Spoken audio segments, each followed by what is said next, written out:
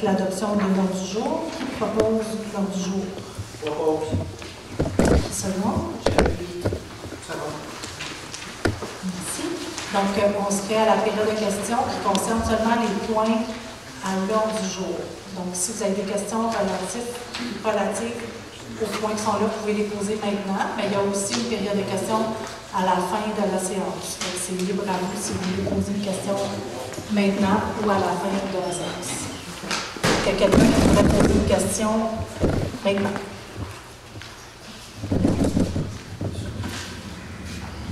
Donc, on serait rendu à... Oui, je voudrais poser une question, s'il vous plaît.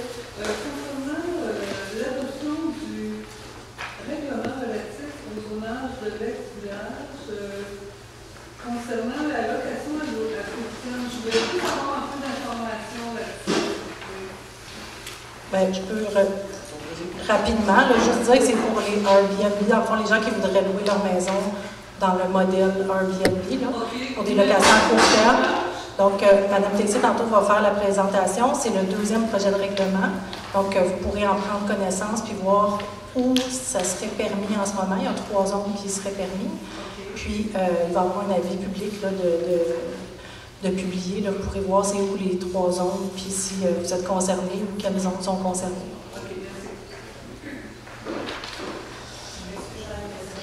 Oui.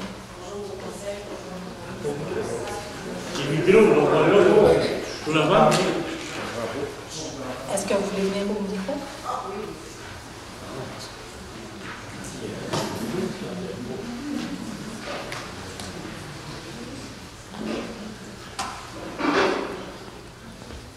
Est-ce que tout le monde m'entend bien? Oui. Je voudrais savoir si la personne qui est mandatée pour la tutelle est présente aux réunions. Comme là ce soir, là, la séance du conseil, non. Non, mais est-ce qu'elle est supposée être là d'habitude ou est-ce qu'elle sera là prochainement? Je n'ai pas compris que la personne serait présente aux réunions du conseil, non. Okay. Elle a été choisie, cette personne? Oui. Est-ce que vous avez donné son nom? Oui, moi, je n'ai pas de problème avec ça. Okay. Donc, il y a 2 personnes qui ont été nommées. C'est M. Denis Michaud, qui est le délégué principal, puis M. Martin Saint-Laurent, qui est le délégué substitut. Donc, ils sont venus hier nous expliquer leur mandat. Donc, le mandat l'assujettissement en ressources humaines consiste à la mise sous contrôle de ces délégués-là concernant les embauches, les congédiements, les déplacements et les destitutions pour les employés seulement. C'est le mandat qu'ils ont. Ils nous ont rencontrés une première fois, mais il risque d'avoir d'autres rencontres au fil du temps. Est-ce qu'il y aura aussi un mandat concernant les finances ou c'est simplement par rapport aux ressources humaines? C'est simplement par rapport aux ressources humaines. OK, je vous remercie beaucoup. Est-ce qu'il y a d'autres questions? Il y aura l'autre période de questions à la fin. Donc, l'adoption des procès-verbaux pour la séance ordinaire du 18 avril 2023. Qui propose? Je propose. Mme Tessier. M. Labrune, seconde. Séance extraordinaire du 1er mai 2023. Qui propose? M. Laperle, seconde. Mme Bélange. Donc, la correspondance a été déposée. Et dans la correspondance, il y a eu la lettre de M. le maire qui a été transmise à la direction générale et aux conseillers et conseillères municipales qui nous informe que pour des raisons personnelles et familiales, M. le maire prendra une pause de plus ou moins 2 mois. Il estime qu'il sera en mesure de reprendre l'exercice de ses fonctions de maire dans approximativement 60 jours. Donc, qui remet la responsabilité de la mairie à Marie-Ève Damour, étant donné que j'ai été élue mairesse suppléante pour l'année 2023. Donc, voilà, je vous fais part de cette correspondance-là. Et ensuite, dans le point administration générale, je passerai la parole à Nicolas Bouvrette. Bonsoir. Donc, le premier point, c'est le dépôt du rapport de la commission d'enquête de la Commission municipale du Québec Donc, conformément à la loi sur la Commission municipale du Québec, la directrice générale et greffière trésorière dépose au Conseil le rapport dans lequel, suite à une divulgation d'actes répréhensibles à l'égard de la municipalité de Saint-Placide. Donc ça, c'est un dépôt. Actuellement, le rapport est disponible sur le service de la Commission et éventuellement, il sera disponible sur le service le site Internet de la municipalité. Le deuxième point, donc c'est la présentation des comptes à payer. Donc, il est proposé d'approuver la liste des comptes à payer suivante en date du 16 mai 2023 pour un montant de 143 903,88 $. Donc, au niveau des registres des chèques, donc il y a 1944,08 $. Ensuite, un registre de chèques, donc il y a une série de chèques à 70 433,38 $. Le registre des prélèvements de 29 123,72 $. Le liste des dépôts directs, salaire net, employés, pompiers, etc., conseil, pour 42 402,70 $, pour un grand total de 143 903,88 $. Que les comptes soient approuvés et payés, le tout conformant aux dispositions du règlement numéro 22-06. Que les dépenses autorisées par la directrice générale et greffière trésorière, ainsi que par les fonctionnaires autorisés dans le cadre du règlement numéro 22-06, font partie de la présente liste des comptes. Le Conseil approuve et entérine ces dépenses et reconnaît recevoir le rapport découlant des articles 5.15 et 9.3 du dit règlement. Donc, je propose d'approuver les comptes à payer. Qui seconde? Je seconde. Merci. Le troisième point, c'est la modification à la résolution 362-12-2022, confirmation donc, de l'IPC pour 2023 pour les employés municipaux. Donc le conseil municipal, donc ça c'est un rétroactif, donc le conseil municipal, par sa résolution, accordait une augmentation salariale de 4% pour l'ensemble des cols bleus et cols blancs de la municipalité, telle que convenue entre le conseil municipal et les employés. Considérant que le conseil municipal désire accorder 1% de plus pour l'ensemble des cols bleus et blancs, et ce rétroactif au 1er janvier 2023, pour l'équité de l'ensemble des employés, incluant les pompiers. Donc, afin d'équité, donc en fait, tout le monde aura pareil, soit 5%. That's it. Donc, je propose. Nicolas Boulet propose. Ghislaine Tessier.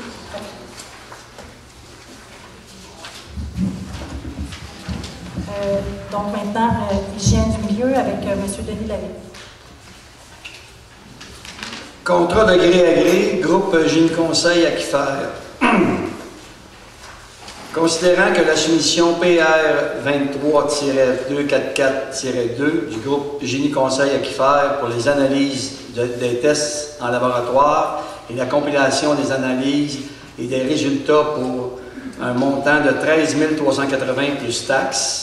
En conséquence, il est proposé, appuyé et résolu, je propose que le conseil municipal accepte l'offre du groupe Génie Conseil Aquifère pour un montant de 13 380 plus taxes. Je propose. Proposé par M. Lavigne. Merci. Ensuite, aménagement, urbanisme, développement et environnement avec Mme Ghislaine Tessier.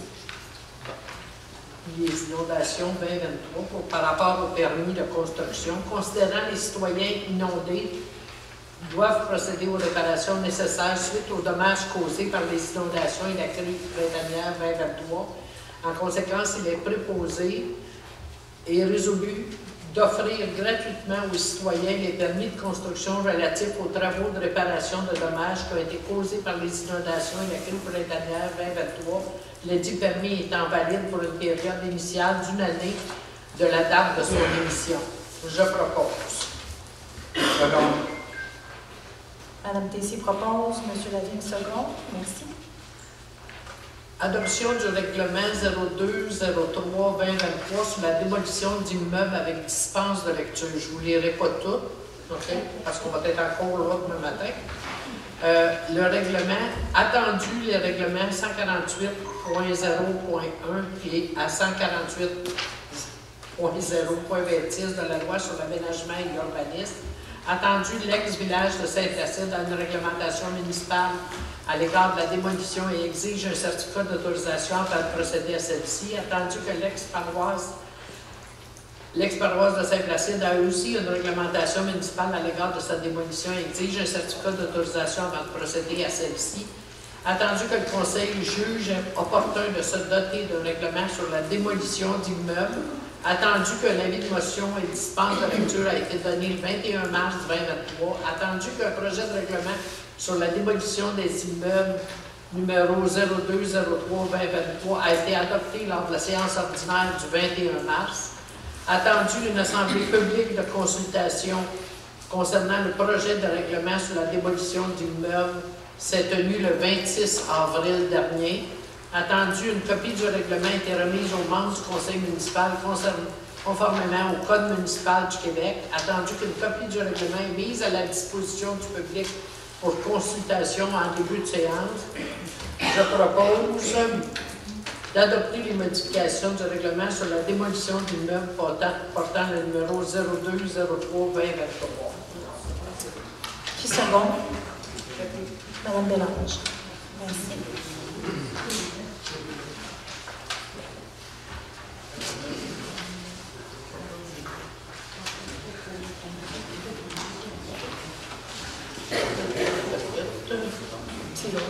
C'est loin, c'est loin.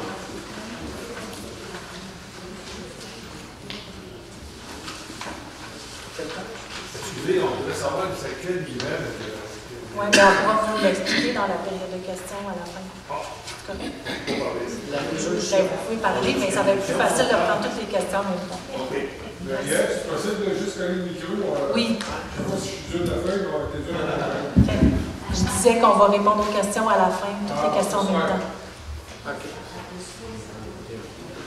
La résolution 101-05-2023, adoption du second projet de règlement, amendant le règlement relatif au zonage de l'ex-paroisse de Saint-Placide, tel 05-10-90, tel qu'amendé, afin d'ajouter certaines dispositions concernant la location à court terme avec dispense de lecture. C'est par rapport à la question que Mme Durocher a posée tantôt. La copie du règlement, elle est déposée sur le site Internet pour consultation. Il y a déjà eu une séance de consultation publique. Les gens qui étaient concernés ont pu assister. Et puis, il va y avoir un avis public par secteur par la suite. OK, je ne vous lirai pas toutes les attendues. Je pense que vous les avez, ceux qui l'ont lu.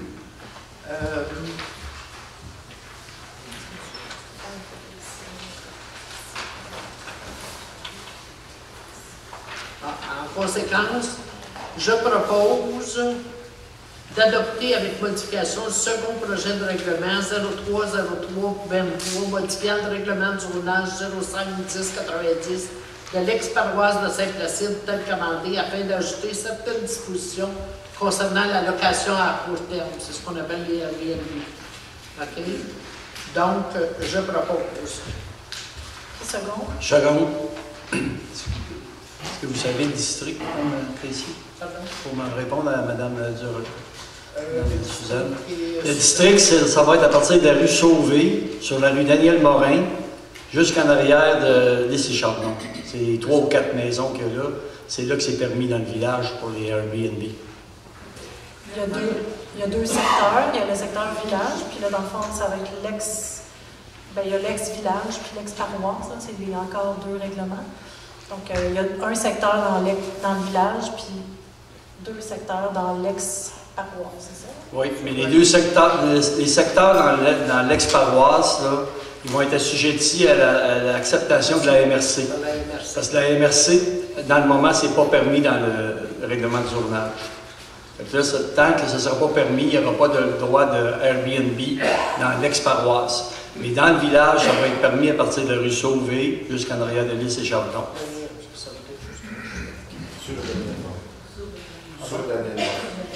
Sur la Donc, je propose. Oui. Adoption du second projet de règlement commandant le règlement du zonage de l'ex-village de Saint-Placide. comme disait M. Lavigne. Est-ce que vous m'entendez bien? On vous entend bien. Plus proche? Oh! OK, donc je propose d'adopter la résolution 102-05-2023 pour le projet de règlement amendant le règlement relatif au zonage de l'ex-village de Saint-Placide, portant numéro 184.93 afin d'ajouter certaines dispositions concernant l'allocation à court terme avec dispense de lecture. Mais comme dit M. Lavigne, c'est sujet à approbation par la MRC. Pour la préférence. Donc, Mme Tessier propose. Qui seconde? Je seconde. M. Lapierre. Merci. Donc, le prochain point, c'est loisirs, culture et communication avec Mme Danielle Bélange. Merci, bonsoir. Donc, on a... oui. Alors, c'est un don de la part de la municipalité pour le comité organisateur de la Saint-Jean à Saint-Placide, qu'on appelle communément COS. Considérant que l'organisation de la Fête nationale du Québec entraîne des frais avant même la tenue de l'événement, donc on fait court, en conséquence, il est proposé, c'est pas moi qui vais la proposer, appuyé et résolu unanimement ce qui suit. D'octroyer une aide financière pour l'organisation de la Fête nationale du Québec 2023, à savoir une contribution financière de 3 500 $ et les feux d'artifice pour 10 000 $. Que cette dépense soit imputée aux dépenses de fonctionnement. En même temps, j'en profite pour vous dire que la fête de la Saint-Jean, je ne dis pas elle bat son plein encore, mais depuis celle de l'année passée, le comité n'a pas arrêté de se rencontrer pour mettre en place autant le spectacle que les différents divertissements, la restauration, le feu d'artifice, les permis, donc on est presque prêt et vous allez avoir une programmation avec une ou deux nouveautés, comme par exemple un spectacle de clôture qui aura lieu à 16h le 24, parce qu'on fait le 23 comme d'habitude. Et puis une bonne nouvelle cette année, c'est que la municipalité d'Oka ne fera pas sa Saint-Jean le 23 au soir, mais va la faire le 24. Donc le 23, c'est à Saint-Placide. Et donc le spectacle de clôture, le 24, va se faire en collaboration avec la société Art et Culture et à partir de 16h. On a aussi, en collaboration avec les Bons Vivants, non seulement la partie de pétanque, mais aussi un bingo. Donc voilà pour les nouveautés, puis d'autres petites nouveautés que vous verrez sur la programmation dans le prochain informateur. Et vous êtes tout le monde invité. Proposé par.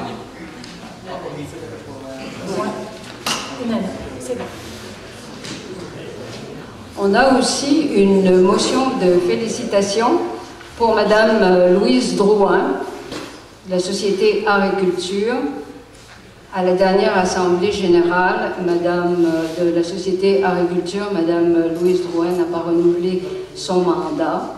Donc, il est résolu unanimement de féliciter et de remercier Madame Louise Drouin pour les 6 années à titre d'administratrice et présidente de la Société Art et Culture de Saint-Placide pour sa grande implication au sein de cet organisme et sa grande générosité. Nous souhaitons une belle à Madame Drouin.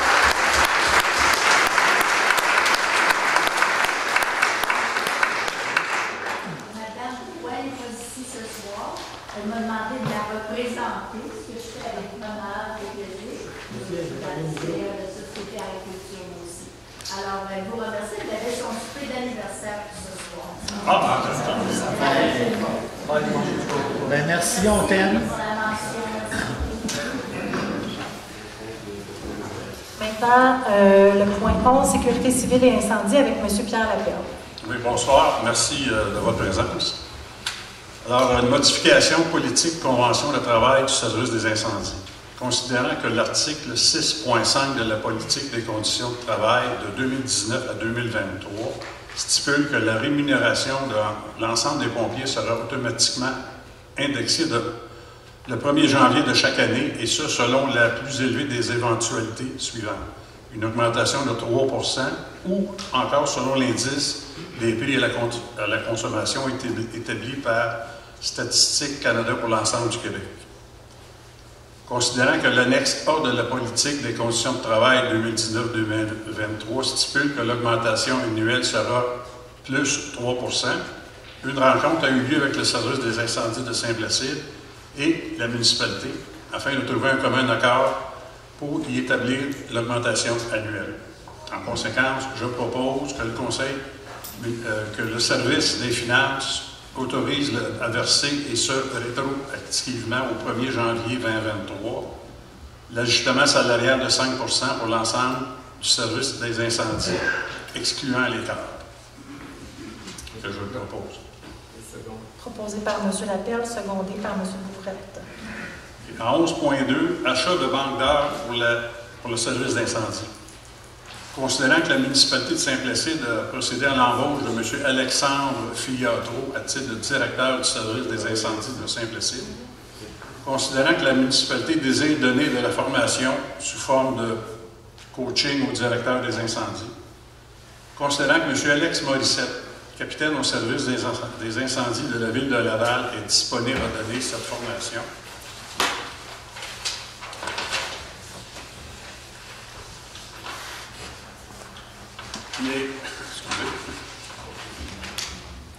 je propose que le conseil municipal autorise l'achat d'une banque de 25 heures au coût de 75 $ de l'heure pour un total de 1 875 $. Que cette dépense soit imputée aux dépenses de fonctionnement. Ça va permettre à notre directeur d'acquérir un très beau, une belle formation. M. Lapelle propose, M. Lavigne seconde. Merci. Et en 11.3, c'est l'émotion de remerciement et de félicitations à M. Sylvain Johnson, qui était le directeur par intérim jusqu'à ce qu'on comble le poste. Fait que il est résolu unanimement de remercier la municipalité d'Oka suite à la fourniture de services en matière de protection d'incendie. Il est résolu unanimement de remercier M. Sylvain Johnson pour le travail qu'il a effectué durant son passage au sein de l'organisation de la municipalité de Saint-Placide à titre de directeur des incendies par intérim. Merci. Merci. Donc, on serait rendu à la période de questions. Bonjour, je m'appelle David Martin. Moi, je n'ai pas vraiment une question, mais un commentaire à faire. Ça fait 15 ans que je reste à Saint-Placide. Je voudrais prendre le temps de saluer tous les citoyens de Saint-Placide. Je suis heureux de voir que M. Laviolette se remette en question, car il y a toujours deux côtés à une médaille. Je crois que le bon côté de M. Laviolette est de s'occuper de sa tourbière et de payer son personnel d'origine mexicaine convenablement. Je crois qu'il est temps d'un changement dans notre petite municipalité et que chaque citoyen ait une pierre à apporter pour le bien des générations futures. Et que chaque maire ou mairesse pense au bonheur de leurs citoyens avant tout, car vous êtes des citoyens vous-même de votre ville. Merci de votre écoute. Merci, M. Martel.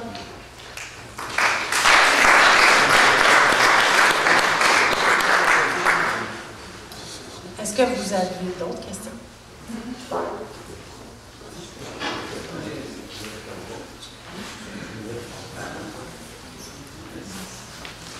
Bonsoir. J'aimerais savoir, étant résident de la montée Saint-Vincent, si la deuxième couche d'asphalte va se faire cette année ou c'est reporté à l'an prochain. Est-ce qu'il y a une réponse à ça? Oui?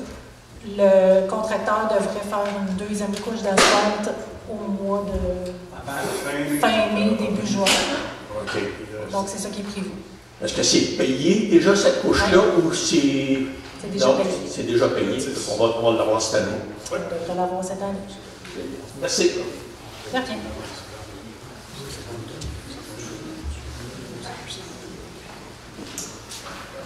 Bonjour à vous. Mon nom est Nicolas Cheneux et puis j'ai une question par rapport à la pause du maire La Violette. Je voudrais savoir si pendant ces 60 jours-là, est-ce qu'il est payé? Je pense qu'il faut... Moi, je ne connais pas la réponse, là, mais je pense que oui, Madame Lalonde, oui. Ben, il a de la chance quand même. Hein? Il est payé pour rester chez lui, pour faire une pause parce qu'il a un problème personnel et familial. C'est la loi, Parce que moi je fais une pause dans mon job, je ne suis pas payé, on s'entend là? Ça peut être jusqu'à 3 mois. Ben, je trouve ça un peu... C'est illégal, c'est la loi. Ok. Je trouve ça spécial. Merci. Est-ce qu'il y a d'autres questions? Madame Gingras, M. Nantel.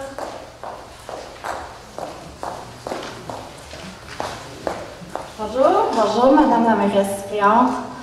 Je veux juste savoir pour la nouvelle réglementation Airbnb, je voudrais juste savoir c'est dans quel des deux secteurs de l'ex-paroisse qu'on pourra continuer à opérer ce type d'entreprise-là.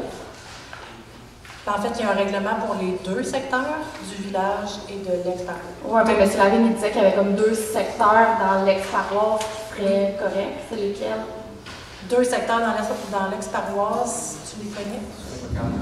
Bien, il va y avoir un avis public avec les cartes précisément. Okay. Plus facile à retenir. Mais... C'est sur Pointe-aux-Anglais et les Grands Maisons. Merci. Merci beaucoup.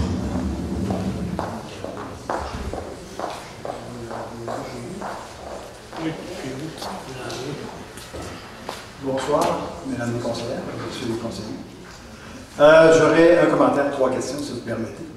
La première question, en fait, je reviens avec une question que j'ai posée au Conseil en avril dernier au sujet du dépôt des commentaires et surtout le dépôt des états financiers de 21 qui, selon le règlement que vous avez adopté il y a pratiquement 1 an, devrait être normalement sur le site web. J'ai posé la question en avril dernier, même en reprenant tout le libellé de votre résolution. On m'avait dit à l'époque que c'était un oubli, que ça devrait apparaître sur le site web. On est plus d'1 mois plus tard et c'est toujours pas sur le site web. C'est important, les états financiers. C'est une information qui est importante pour les contribuables. J'aimerais savoir ça va être quand exactement. Parce que la dernière fois, je me suis dit, je vais demander à quelle date ça va y être. Je me suis dit, c'est un peu serré comme question, je n'ai pas osé le faire. Là, je vous demande une date. Merci. Donc, si je comprends bien, ce que vous souhaitez voir, c'est les états financiers de 2021 qui soient disponibles sur le site web de la municipalité de Saint-Placide. Et la résolution disait explicitement que c'était pour être, votre résolution, j'entends, que c'était pour être déposé sur le site web de la municipalité. Ça y est toujours pas. OK. J'imagine que... Par contre, vous pouvez aller le voir, je pense, sur le... Ben, c'est pas Sponge, c'est sûr. Si vous allez sur le site de la commission municipale, vous tapez Saint-Placide, puis vous l'avez, vous tapez l'année que vous voulez. J'entends bien, mais normalement, ce qui doit être déposé, ce n'est pas uniquement les états financiers, c'est les commentaires également qui viennent avec. Ça, c'est dans votre résolution, c'est même le titre du libellé. Ben dans vos états financiers, vous avez tous les commentaires, parce qu'il fait à peu près 100 et quelques pages. Donc, si vous allez sur le site de la commission, vous tapez le Saint-Placide, puis vous allez avoir tous les commentaires. Mais M. Couvret, avec tout le respect que je vous dois, votre propre libellé dit que ça va être déposé sur le site de la municipalité. OK, je comprends. Merci. Fait que, dans le fond, moi, je ne peux pas répondre à votre question. Est-ce que, Mme Lavigne, vous savez combien de temps ça peut prendre de déposer les états financiers? Je vais faire la recherche des documents, moi, j'étais pas là en 2021. Donc, mais la résolution n'a pas été prise en 21. Elle a été prise en 22. Pour 21. D'accord. Donc, l'information est supposée d'être... elle a été distribuée à tous les citoyens aussi par l'informateur. J'entends tout ça, mais votre propre résolution, enfin, pas la vôtre, celle du Conseil, est à l'effet que ça soit déposé sur le site de la municipalité. Ce serait important que ça le soit. Merci. Le deuxième point, c'est un commentaire. J'ai lu avec intérêt toutes les résolutions qui ont été prises ce soir touchant à la démolition des immeubles et l'allocation à court terme, c'est excellent. Et je pense que ça fait ressortir tout le travail puis la précipitation qui vous est imposée pour l'allocation à court terme. Ça, je le comprends très bien. Mais ça fait également ressortir le fait que nous n'avons toujours pas à Saint-Placide de plan de zonage actuel et moderne. Quand c'est rendu qu'on doit amender le plan de zonage de la municipalité et de la paroisse, ça veut dire qu'on est dans les années 90 à peu près? 14. Bon, on est en 2024, ça fait 30 ans. Je ne vous cacherai pas que j'ai des personnes que je connais qui seraient intéressées à investir sur le plan commercial à Saint-Placide, puis qui ne s'approcheront pas de Saint-Placide tant qu'il n'y aura pas de plan de zonage. Parce que, honnêtement, tel que c'est foutu en ce moment, je foutu les expressions, mais on ne sait pas qu'est-ce qu'on peut faire et où on peut le faire. Là, ce soir, on sait où on peut louer du court terme, on sait qu'est-ce qui doit être fait si on veut démolir quelque chose, et pour tout le reste, on ne sait toujours pas. Alors, c'est sûr que si on s'attend, si les concitoyens s'attendent à avoir, je sais pas, un commerce, un comptoir de crème glacée, c'est pas demain qu'on va l'avoir, parce que c'est extrêmement risqué, compte tenu du vacuum qui existe autour de règlement de zonage. Alors, En fait, le règlement d'urbanisme, il est vraiment plus que dû. Oui. La municipalité a déjà débloqué des fonds pour faire avancer ces travaux-là, mais je pense que ça va être la responsabilité du conseil municipal de faire avancer le dossier avec les budgets qui sont déjà votés et disponibles. C'est le souhait que je nous souhaite tous. Mais M. Nantel, il y a déjà un zonage un peu partout, du commercial, du résidentiel. Il n'est pas clair, M. Lavigne, il n'est pas clair. Non, là, il est loin d'être clair. Loin d'être clair. Moi, je le sais, parce qu'ils sont un non, j'en doute pas, mais... Il y a une map dans le bureau d'un inspecteur qui donne... J'entends ça, M. Lavigne. Ce que je suis en train de vous dire, c'est qu'il y a des gens qui seraient prêts à être plus actifs à Saint-Placide, qui ne le font pas, parce que c'est beaucoup plus facile d'investir dans d'autres municipalités des Laurentides qu'à Saint-Placide. Voilà. Ma troisième question, elle s'adresse à l'ensemble du conseil, mais elle fait suite à certains gestes qui avaient déjà été posés dans le passé par certains membres ici. À savoir, en 21, il y a eu une demande qui avait été faite d'accès à l'information pour obtenir le contrat de travail du directeur général de l'époque. Le contrat de travail a été déposé, a été divulgué, a été donné. Et puis par la suite, il y a des questions qui sont venues ici se poser au microphone. J'imagine que si c'était bon à l'époque pour M. Desidero, ça devrait également l'être pour notre actuelle directrice générale. Est-ce que je peux avoir la confirmation des membres du conseil à l'effet que c'est quelque chose que vous allez permettre, comme ça a été fait dans le passé? J'imagine que oui. Moi aussi, j'en ai fait la demande depuis quelques semaines. Donc, j'imagine que ça pourrait être communiqué aussi à l'ensemble des citoyens. Je vais juste vous corriger un petit peu, M. Nantel, c'est qu'à l'époque, quand j'avais fait la demande, parce que c'est moi qui l'avais faite, j'avais effectivement le contrat de travail de M. Desureau, mais celui de Mme Lavigne n'était pas disponible parce qu'il n'y avait pas d'original. C'est ce qu'on m'avait répondu à l'époque. À date, ça n'a pas changé. Oui, mais j'imagine qu'il y a un nouveau contrat maintenant. Non, il n'y a pas de nouveau contrat. Alors, si je comprends bien, avec tout le respect que j'ai pour les membres du conseil, Mme Lavigne, nous avons une directrice générale qui n'a pas de contrat. Mais c'est toujours le même qui était à l'époque. Ouais. Donc en fait, il y en avait un, mais il y en avait... moi, à l'époque, quand j'ai posé la question à vous-même, M. Nantel, c'est que vous m'aviez répondu qu'il n'y avait pas de contrat original qui existait. Donc moi, je n'ai jamais eu, le contrat à l'époque. Aujourd'hui, il y a un contrat qui existe de Mme Lavigne, puis je pense que vous avez, si quelqu'un a fait une demande à l'accès à l'information, ils vont l'avoir. Mais... Puis vous avez, je pense que vous avez, il y a 20 jours, plus 10 jours, donc dans le fond, vous avez 30 jours pour le recevoir. Donc vous devriez, si vous avez fait la demande il y a 30 jours, vous devriez l'avoir. Oui, mais dans la demande, je voulais juste avoir l'aval du conseil à l'effet que ce serait les accords. En tout cas, moi, je n'ai pas de problème, je ne sais pas les autres, mais... Mais, si je peux me permettre, dernier point, c'est quand même assez étonnant parce que et c'est dans le rapport qui a été déposé ce soir, si j'ai bien compris, la réinsertion de la directrice générale a été faite sur la base du contrat qui prévalait. Alors, si je comprends bien, si le contrat n'existe pas, je ne sais pas sur quelle base la réinsertion s'est faite. En fait, c'est pas qu'il n'existait pas, c'est qu'il n'y avait pas l'original.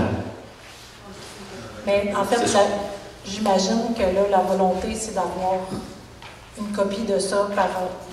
Bien, que soit public comme ça a été fait précédemment, comme c'est fait dans plein de municipalités, comme ça a été fait à la Ville de Montréal. Donc, ce que je comprends là, c'est que j'ai pas vu d'opposition à ça. Ça c'est pas... Non, pas de problème. Parfait. Donc, ça devrait pas être un problème. Merci beaucoup. Bonne soirée. Merci. Excusez, M. Nantel. Excusez. Vous m'aviez posé une question le 18 avril, je crois. Et on vous avait parlé du 500 000, puis vous disiez que c'était oui. J'ai tout démêlé ça parce que j'aime ça quand c'est clair. Oui. Le 18 avril, ça a été...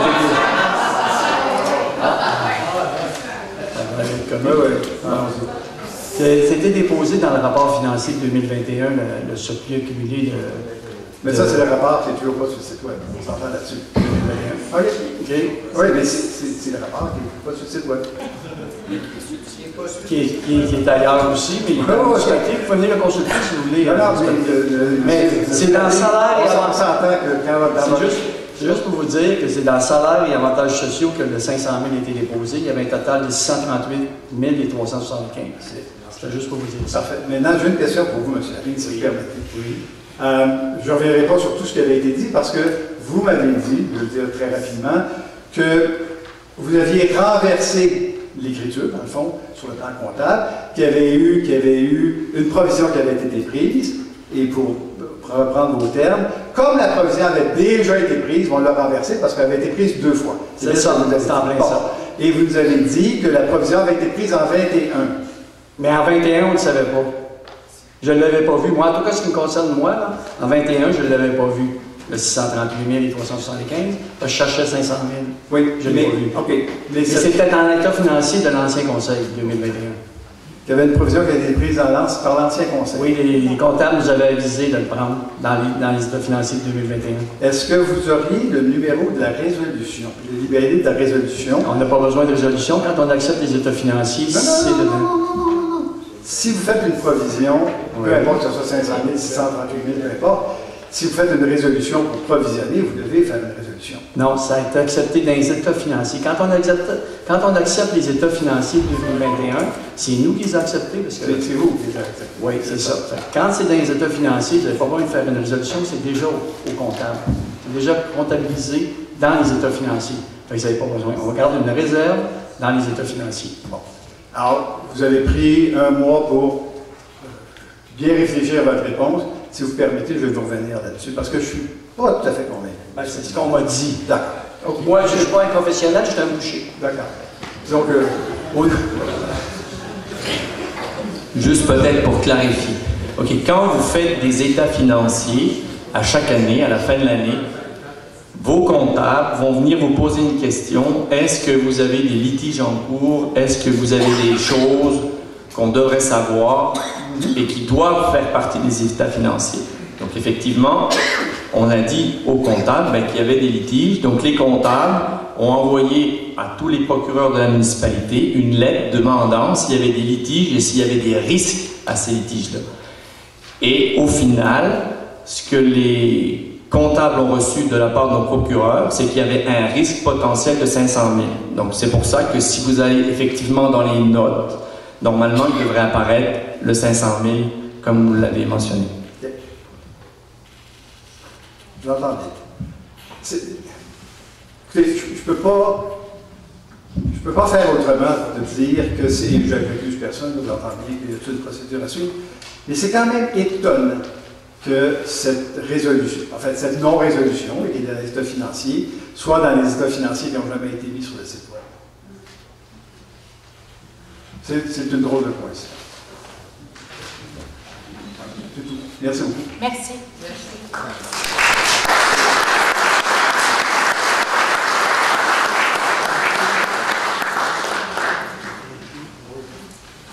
Bonsoir. J'ai une question par rapport aux inondations. Je voudrais savoir si le gouvernement verse un montant aux municipalités. Je voudrais savoir... Ouais. C'est par rapport aux inondations, donc je voudrais savoir si le gouvernement donne une somme aux municipalités pour les inondations. Je pense qu'une partie de ça va être payée. C'est quoi le montant à peu près? Je ne sais pas ce qu'on a reçu. On a pas reçu. Mais pour les citoyens inondés, il va y avoir une séance d'information jeudi de cette semaine à l'église. Donc, pour les citoyens qui ont été inondés, comment ils vont savoir ça? Un informateur demain qui va sortir. Donc, il y a un informateur demain qui va sortir pour les citoyens qui ont été inondés. Il va y avoir une séance d'information à l'église de Saint-André. Et là, on aura le montant donc, que le gouvernement donne. Pour les citoyens, puis pour la municipalité. Moi, je parle pour la municipalité. Pour la municipalité, j'imagine que la municipalité va faire ses comptes, puis va, en tout cas, c'est comme ça que ça s'est fait dans les années précédentes, dépose ses dépenses à la sécurité publique. Puis, dans le fond, ils payent ensuite une partie ou le montant qui a été dépensé par la municipalité. C'est en fonction des factures que vous allez donner, c'est ça? Oui. OK. C'est pas un montant qui est attribué à toute la municipalité, enfin le même montant? Je ne penserais pas, non. Non. C'est des dépenses qui sont engendrées par la municipalité suite aux inondations. OK. Puis moi, j'avais d'autres questions aussi au niveau du déneigement, parce que j'ai eu pas mal de problèmes cet hiver. Je ne pouvais pas aller travailler, mon conjoint était obligé de m'emmener, de revenir. Et je voulais savoir si ça allait être chaque année comme ça ou... C'est la rue de la Fonderie en bas. Parce qu'on paye nos taxes aussi, nous, et on n'est pas déneigé. Donc... Est-ce que vous aviez fait une demande aux travaux publics? Parce qu'il oui, y a... je suis venue le voir. Et parce que c'était quoi le problème exactement? Le déneigement, c'était à 4h de l'après-midi. Moi, je travaille en CHSLD, il faut que je sois à 6h du matin. Enfin, je pars à 6h du matin. Parce que dans le contrat, alors là, je vous le dis de sa tête, mais normalement, quand il y a une chute de neige, donc le déneigeur est supposé clairer les routes dans les 3 heures qui suivent la fin de la tempête de neige. Donc, je ne sais pas quand ça tombe. 6h du matin à 4h de l'après-midi, c'est pas... Ben, je comprends, mais il y a des contrats. Alors, bon. Ben, disons que c'est peut-être moins payant. Mais est-ce que c'était votre entrée qui était bloquée ou c'était parce que c'est le village qui était mal déneigé? La rue de la Fonderie qui n'est pas déneigée. La rue de la Fonderie, dans le bas de la rue de la Fonderie. Ben, et je paye comme toutes les personnes qui sont sur la rue. Non, c'est normal. Ben, on va remonter ça aux travaux publics et puis on va lui dire de s'assurer parce que dans le contrat, c'est marqué qu'il doit le faire. Donc, si c'est pas fait, il y a un problème. Surtout quand je vois les allées des personnes individuelles qui sont déneigées, c'est mal. Merci.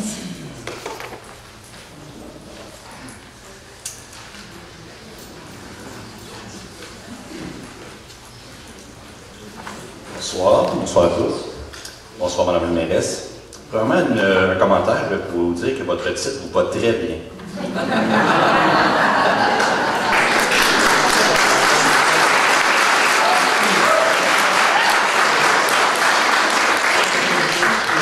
Ensuite, c'est une question d'éclaircissement concernant les points 8.3 8.4. Vous pourrez peut-être m'aider. J'essaie de comprendre. Évidemment, je ne suis pas un expert, je suis juste un enseignant. Je vais essayer de comprendre. On me dit qu'à l'extérieur du village, il y aura 2 sections où il pourrait y avoir de la location court terme. Et à l'intérieur du village, donc, il n'y aura aucunement près de l'eau. C'est uniquement 3 maisons sur une rue qui est face à une école. Est-ce que c'est bien ça que j'ai compris? Oui. Ça va être plus précis quand on va avoir le plan. Mais oui, en fait, c'est pour intégrer le bâtiment qui est déjà une auberge dans le village. Puis 2 autres secteurs qui ont été ciblés comme des secteurs qui avaient assez d'espace, des assez grands terrains pour ne pas être trop près des autres résidences et avec certains critères. Par exemple, là c'est le 2e projet de règlement, donc les gens qui sont habilités à voter dans ces secteurs-là pourront venir s'exprimer puis partager leurs commentaires, leur point de vue avant l'adoption finale de ce règlement-là. Mais je comprends qu'une résidence qui est déjà zonée commerciale, on peut comprendre, mais pourquoi ces 3 maisons-là, qui sont au centre du village, qui ne sont d'aucun attrait particulier, je dis en tout respect, face à une école, mais aussi avec des territoires, des terrains qui sont adjacents derrière, et on sait que des locations court terme, ça amène aussi du bruit, du dérangement, etc. Donc ma question était pourquoi au village avoir ciblé, outre le fait que le lycée Chardon, ces 3 maisons-là, ils n'ont pas des maisons qui seraient ailleurs, par exemple plus près de l'eau, pour ceux qui voudraient en faire la location. Bien, je pense qu'entre autres, on avait un enjeu de zonage, là, comme M. Nantel l'a nommé tantôt. Le village est quadrillé avec plein de petites parcelles de maisons. Donc, on a essayé de cibler l'endroit qui était le plus propice, qui était déjà un usage qui ressemblait à ça en ce moment. C'est sûr que si quelqu'un, dans la réglementation actuelle, si la personne qui a un Airbnb reçoit plus que 2 plaintes perd son permis. Donc, si c'est dérangeant pour les gens aux alentours, que ce soit dans n'importe quelle zone, la personne ne pourra plus avoir un permis pour faire usage là, de location à court terme. Ça répond ça à votre question? Oui, merci beaucoup, Madame la mairesse.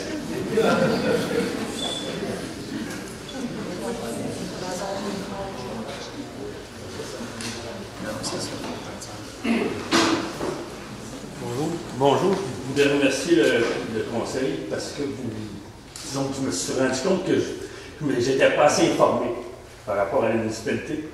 Ça fait qu'avec ce qu'on a eu, on a fait la première page, je dirais Saint-Placide, je ne m'attendais pas à ça.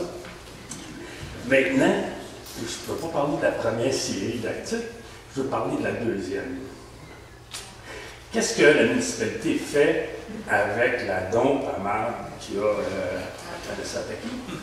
Qu'est-ce que vous entendez? Je sais qu'il y a eu l'ancien maire, je pense qu'il y a de Saint-Placide qui a parlé. Ça m'étonne que le nouveau maire ou l'ancien, ou en tout cas, je ne sais pas lequel, Saint-Placide n'a pas parlé. Je ne sais pas s'ils vont connaître les journalistes. Mais une chose est sûre, c'est qu'est-ce que la municipalité va faire avec la dompe. Puis, bien entendu, pas nécessairement la dompe, on ne peut pas faire grand-chose, mais ça vient quand même à Saint-Placide. Bien, je pense que le conseil municipal a déjà rencontré, entre autres, M. Quévillon. Je pense que M. Laviolette appuie M. Quévillon dans ses démarches. Qui est le maire au cause. Oui.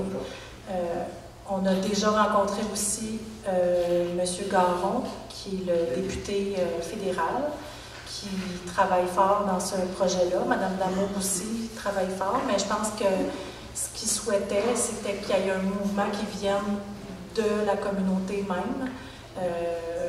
Puis après ça, pouvoir nous aussi appuyer ces gens-là de l'intérieur de la communauté. Je pense, en tout cas moi, en lisant les 2 articles, j'ai compris qu'il y avait un mouvement à l'intérieur de Kanasatake des citoyens. Je pense qu'après ça, on peut, nous, comme municipalité voisine, les appuyer, mais le reste des appuis, à moins que je me trompe, mais je pense qu'ils ont beaucoup été faits. Ce qu'on peut faire, c'est continuer à les appuyer dans leur démarche, puis à se prononcer nous aussi sur notre volonté que ça se règle. Je comprends que c'est quand même assez haut, dans le sens que c'est fédéral, provincial, etc. Mais il y a une chose, par exemple, il y a toujours de la marde qui finit par tomber dans le ruisseau. Puis ça, on peut faire quelque chose, dans le sens que ça, on le contrôle. On peut être capable de faire, au moins, je ne sais pas, documenter, essayer d'arriver avec, je dirais, avertir le monde, hey, attention, pas là, parce que c'est dangereux, ou, je parle, c'est quand même, selon les articles qu'il y a, ça n'a pas l'air d'être tellement bon pour la santé, ce qui passe.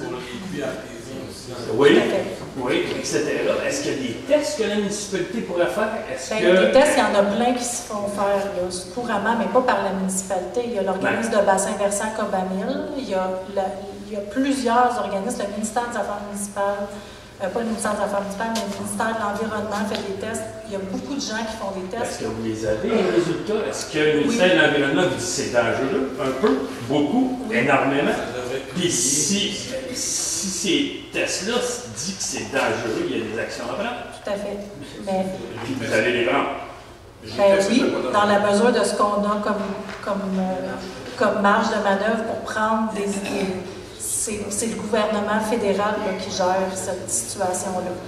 La pression qu'on peut faire, c'est auprès du ministre Milan. Sans la pression, il y a une chose qu'on contrôle, c'est la marque qui passe chez nous. Puis ça, on peut savoir.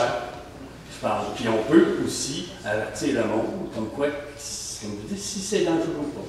C'est le seul commentaire. Mais je veux pas, peut-être je me trompe, là, mais je ne suis pas certaine que ça touche Saint-Placide. Peut-être un petit coin du ruisseau, mais c'est pas un grand. Oui, oui, ça peut aller dans le terrain, dans les nappes phréatiques, ça je comprends. Mais je ne sais pas. Le ruisseau, il arrive dans le milieu de la ville. Je pense que c'est à Saint-Placide. Non. Ben, en tout cas, il faudrait vérifier, là. Il touche à une partie de Pointe-aux-Anglais, mais peut-être M. Labonté, vous le savez. Oui, ça va au plus camping financier. Le réseau, ça va au camping financier. Bon, fait qu'il y a quand même un bon bout à Saint-Placide. Bon. Ouais. Ça, je veux savoir, je pense au moins, peut-être un périmètre à mettre autour. Tout à fait. Le monde, ça peut être dangereux. Merci beaucoup. Merci. J'ai oublié de prendre votre nom en note. Raymond Gaudreau. Merci.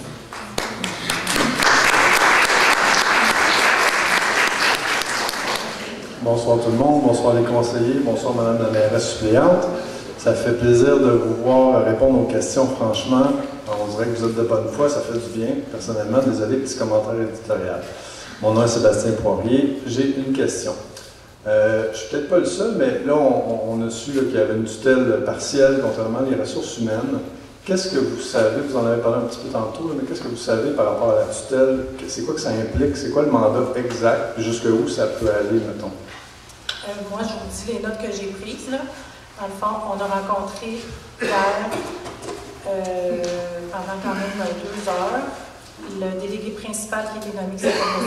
Denis Michaud, je l'ai dit tantôt, mais je le répète, et le délégué substitut Martin Saint-Laurent, qui nous ont expliqué que leur mandat, c'était la mise sous contrôle des embauches, des congédiements, des déplacements, des destitutions, des employés seulement. Donc, c'est ça l'assujettissement des ressources humaines. C'est sûr qu'au fil du temps, là, ils vont travailler à la municipalité, on va voir qu'est-ce que ça implique pour le conseil, qu'est-ce que ça implique pour les employés, mais je sais pas. OK, non, c'est bon. Donc, vous savez, en fait, ce qu'on sait, c'est qu'ils peuvent voir les embauches, ce qui va se passer dans le futur, dans l'avenir. Tout à fait. En fait, comme par exemple, en ce moment, on a des postes à combler. Donc, on doit leur dire que telle personne a déposé un CV. Là, c'est eux qui nous disent « Oui, vous pouvez faire des entrevues », mais c'est eux qui vont faire les entrevues avec Mme Lavigne. C'est comme ça que ça va se faire. J'ai ici, là, comme la municipalité est sous contrôle partiel de la commission, nous procéderons à cette embauche, dans la mesure où vous êtes à même de justifier une candidature. C'est eux qui vont faire l'embauche. Okay. Ça va nous permettre aussi d'être plus complet dans nos décisions, parce que c'est pas évident. C'est vraiment pas, c'est très complexe, mais je suis bien content qu'il soit là. Ça va nous permettre de côté humain, c'est super rassurant de voir qu'il va y avoir des embauches, qu'on va aller vers l'avenir et qu'on ne va pas être en situation de crise pour l'éternité. Ça, c'est sûr que personne ne veut ça ici. Parfait. Donc c'est vrai. À ce que vous savez, c'est à ce niveau-là. Donc, tout ce qu'il y a dans le rapport d'enquête ne va pas nécessairement aller plus loin. Est-ce que c'est ce qu'on comprend? Est-ce que le conseil municipal va continuer à être questionné? Parce qu'on sait, il y a des histoires, il y a des sous qui ont été déposés, de ce fameux 500 000 $ et plus, c'est 600 quelques. Cet argent-là, on comprend qu'on ne la reverra plus jamais ou il y a quelque chose qui va continuer par rapport à ça? Je suis désolé, là, je vais jusque-là, mais c'est parce que c'est beaucoup d'argent que si on ferme les yeux et qu'on passe à autre chose, c'est difficile à accepter en tant que citoyen. Surtout avec les 80 $ de taxes qui ont rapport avec ça, clairement. Peut-être juste pour préciser que nous, la commission, ce qu'ils nous ont dit, c'est que leur mandat, c'est vraiment un rôle administratif. Ouais. Tout ce qui vient du rapport, ils ne vont pas revoir le rapport, ils ne vont pas travailler dans le rapport, ils ne revoient pas ça. Donc, après, c'est au conseil municipal de prendre des décisions en lien avec les conclusions du rapport puis la suite des choses. OK. Parce que humainement, on entend aussi, tout le monde se jase, on est un petit village, vous le savez, donc on entend toutes sortes de témoignages d'ex-employés, des gens qui ont quitté, des départs à la retraite en même temps, tout ça, l'ambiance, elle ne reste pas de s'améliorer, puis il y a des gens tellement précieux qu'on a perdus. Je ne veux pas revenir tant que ça là-dessus, mais je pense que c'est encore d'actualité de savoir que ces gens-là, ils ne reviendront probablement jamais à la municipalité si notre directrice est en poste ici. Moi, je pense que c'est un problème, parce qu'on a des gens précieux qui sont plus là, qui ne reviendront plus. Puis il y a des gens qui auraient peut-être le goût de mettre la main à la pâte à cette belle municipalité puis à y aller dans le positif, puis ça n'arrivera pas. Donc ça, c'était peut-être plus un commentaire, mais c'est tout. Merci.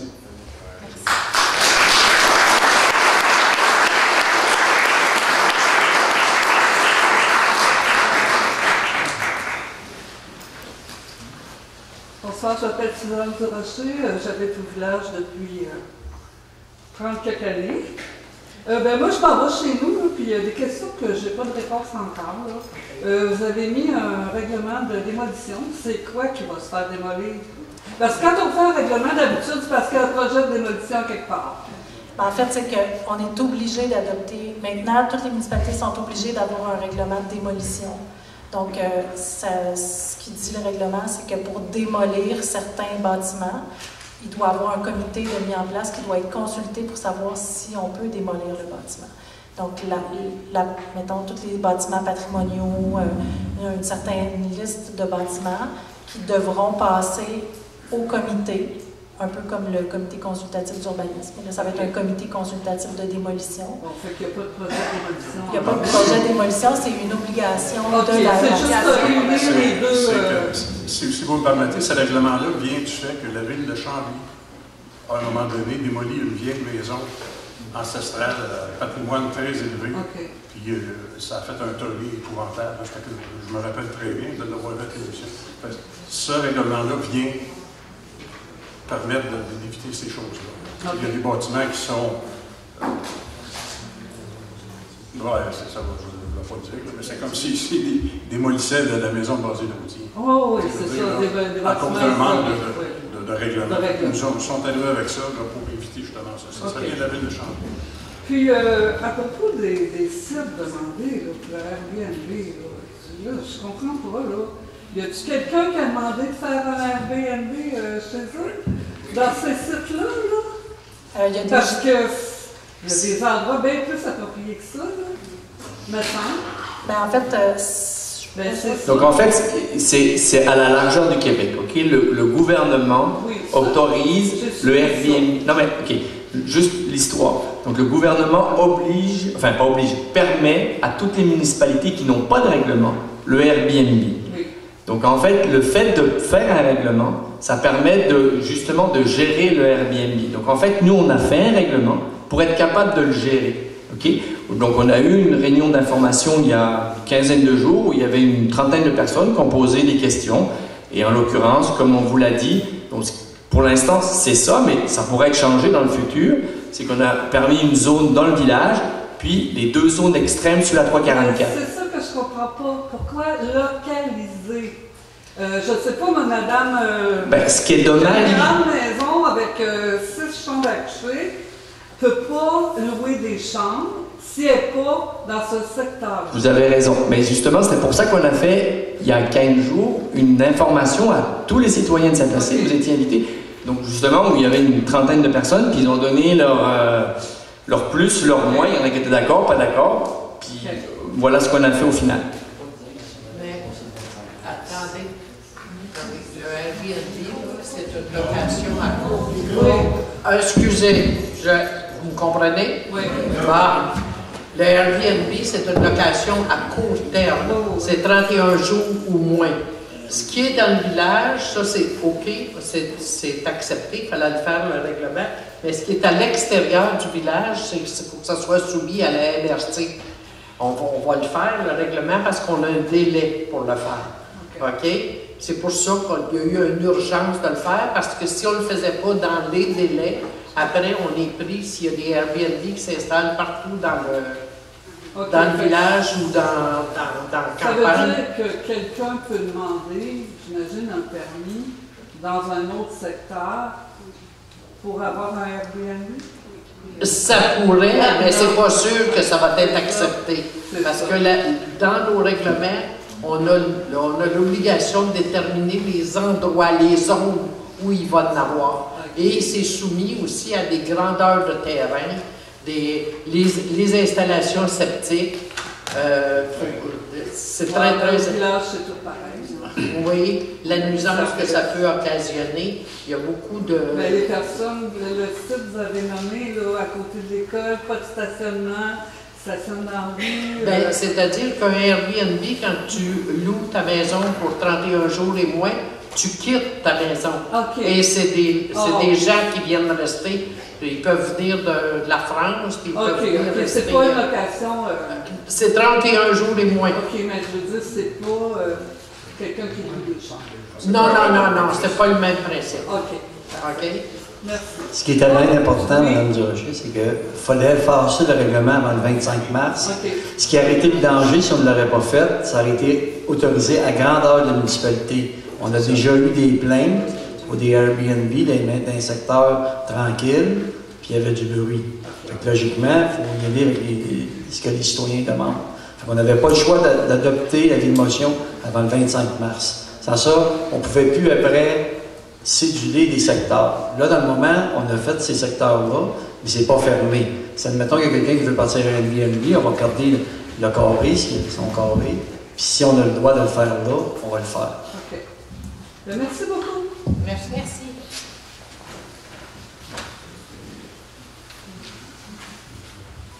Bonjour, Catherine Paquette, citoyenne et ancienne employée. J'ai deux questions. J'avais une question, mais d'abord, je suis contente de voir que vous avez ajusté le pourcentage pour que ça soit juste pour tous les employés, même si je ne suis plus employée, je suis solidaire de mes anciens. Ben, tu sais, ça avait été négocié 4 avec les travaux publics, 5 avec les pompiers, puis vous l'avez ajusté à tout le monde. Le principe qui nous a guidés, c'était l'équité. Tout le temps l'équité. Oui, bien, en tout cas, c'était pas ça au dernier conseil que vous avez dit. Quand on a négocié avec les pompiers, parce que je vais vous expliquer une chose, pourquoi que ça s'est fait en 2 temps. Peut-être que vous avez besoin de plus d'informations. Dans la convention avec les pompiers, dans l'annexe A de la convention, les pompiers avaient signé pour une augmentation de 3 Fait que c'est pour ça qu'à un moment donné, le maire a négocié avec les employés, les employés de la généraux, là, les col bleu, col blanc, excusez. Il a négocié avec les col bleu, col blanc, mais pas avec les pompiers, parce que les autres, c'était comme décidé que c'était 3 il y avait deux. C'est parce qu'il y avait eu une erreur dans leur entente? Non, il n'y avait pas eu d'entente, puis ils l'ont signé. Il n'y avait pas 2 sections? C'était signé. Okay. Mais de toute façon, je voulais quand même vous féliciter, je trouve ça mais, puis après ça, les pompiers ont demandé une négociation. C'est là qu'on nous a demandé ce qu'ils voulaient, parce qu'au début, ils voulaient le PC, on était capable de le donner. C'est là que les pompiers sont arrivés avec 5 puis on a dit l'idée à la base, c'était l'équité avec les employés. Donc, c'était pas question qu'on ait, vu que les employés avaient eu 4 on a réajusté. OK. Est-ce que c'est vrai de dire que dans la convention des employés, c'était quand même écrit l'IPC, puis c'était pas 4 ni 5 puis ça avait été négocié avec l'argument qu'il n'y avait plus trop d'argent à la municipalité, puis qu'ils ont tous été un peu touchés à ça, puis après, ils ont lu le rapport qui a parlé du 500 000 et tout ça, puis ils ont comme perdu leur augmentation. Ça fait-tu un petit sens un peu? Non, ça n'a pas de bien. Ça n'a pas de bien. Parce que c'est ça qui a été un peu mentionné, les employés ont été touchés, ils ont accepté de baisser l'IPC qui avait été négocié dans leur entente, puis après, on a vu qu'il y a beaucoup d'argent qui est sorti à la municipalité pour d'autres raisons. Non, vous ne voyez pas bien là-dedans. OK, c'est bon. Deuxième question, je suis venue vous demander 2 fois s'il y avait des choses qui avaient été faites pour le harcèlement, le bien-être aux employés, tout ça.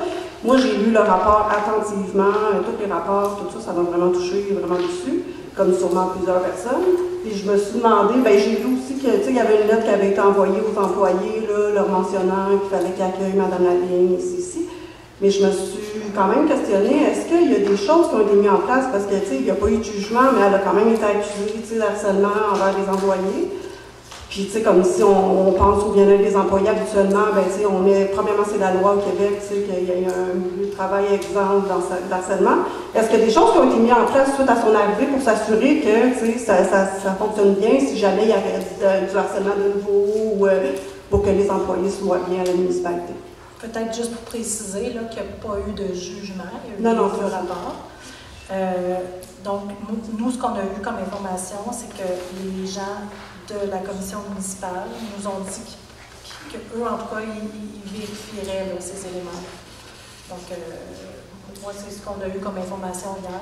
Donc, c'est le seul. C'est sûr que pour tout ce qui est des ressources humaines, on va travailler en collaboration avec eux pour voir qu'est-ce qui va être mis en place à la municipalité pour l'ensemble des employés. OK, mais depuis son appel jusqu'à aujourd'hui, il n'y a rien qui a été mis en place, juste pour prévenir, pour être sûr que ça n'arrive plus. Il n'y a rien qui a été mis en place.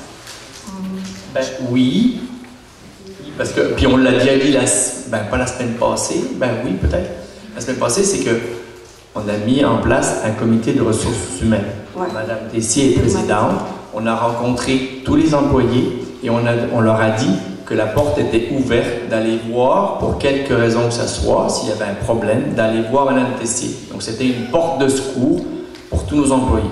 C'est ça qu'on a fait. Puis, quand on a fait les embauches, pendant la période de temps, on était 4, donc bien sûr, Madame Lavigne, okay, et puis il y avait la présidente ou un membre du conseil de ressources humaines, puis il y avait le membre du comité en responsable, mettons l'hygiène du milieu, ça pouvait être M. Lavigne, et puis le maire aussi qui pouvait y avoir accès. Donc c'était pour finalement avoir plusieurs personnes, puis déjà de décrire qu'il y avait un comité de ressources humaines, et que s'il y avait des problèmes, qui pouvaient les remonter. OK, bien merci. C'est pas ça que vous m'avez dit la dernière fois. Ça me rassure. Merci beaucoup. C'est bon, merci.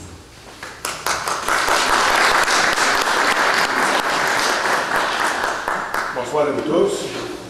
Moi, c'est Régent Saint-Pierre. J'avais une question à vous poser. Pourquoi vous avez ôté 50 km à 344? Vous faites une piste cyclable, la petite madame à travers la 344. Là, je vois ça, je passe souvent un tracteur, donc, tu sais, à la peur, là, vous avez mis ça à 70 km. Les vannes, ça passe, ça va être long. Pourquoi c'est ôté, ça? Vous avez mis des flasheurs, tout, là, tu sais, puis c'était correct à 50 km, là? C'est vrai que c'était correct à 50 km. Peut-être juste pour vous dire, là, dans le fond, c'est que ça fait plusieurs années, puis il y a plusieurs citoyens ici qui le savent, qu'il y a des démarches qui sont faites par la municipalité pour faire réduire la vitesse sur la 344. Il y a eu des travaux qui ont un peu rétréci la 344, mais on ne peut pas dire que ça a changé grand-chose. Je pense que M. le maire il a décidé de poser un geste et de mettre des pancartes avec à 50 km/h. Sauf que c'est une route du ministère des Transports, puis le ministère des Transports, ils ont dit on remet nos pancartes à 70 km/h. On ne va pas jouer à mettre des pancartes, enlever des pancartes, mettre des pancartes, enlever des pancartes. Pourquoi vous avez accepté ça? Accepter. On n'a pas à accepter ou à pas accepter, c'est pas notre route. Donc, il y a un paquet d'accidents ici. Oui. Par contre, juste pour continuer, plus il y a d'aménagement et d'affluence de circulation à ce coin-là, plus le ministère des Transports va être intéressé à faire un aménagement sécuritaire. Là, il y a la piste cyclable, la piste multifonction qui descend au bout, puis qui amène de l'achalandage. Il y a des nouvelles constructions. Donc, avec un organisme Vivre en Ville, on a fait un nouveau plan de réaménagement. Le MTQ est en ce moment en train de faire un nouveau plan d'aménagement pour réduire le champ de vision, réduire l'espace à ce coin-là, peut-être avoir un espace au centre là, où les gens peuvent traverser, être en sécurité pour traverser, puis éventuellement remettre la vitesse à 50. Sauf que l'idée, c'est que si tu as un champ de vision très large, tu vas automatiquement rouler vite. Il faut réduire. C'est pas juste le chiffre sur la pancarte qui compte. Il faut mettre toutes les conditions pour que ça soit sécuritaire. Ces conditions-là, c'est le MTQ qui peut les mettre en place. Quand vous avez mis ça à 50 km, est-ce que vous avez demandé au ministère?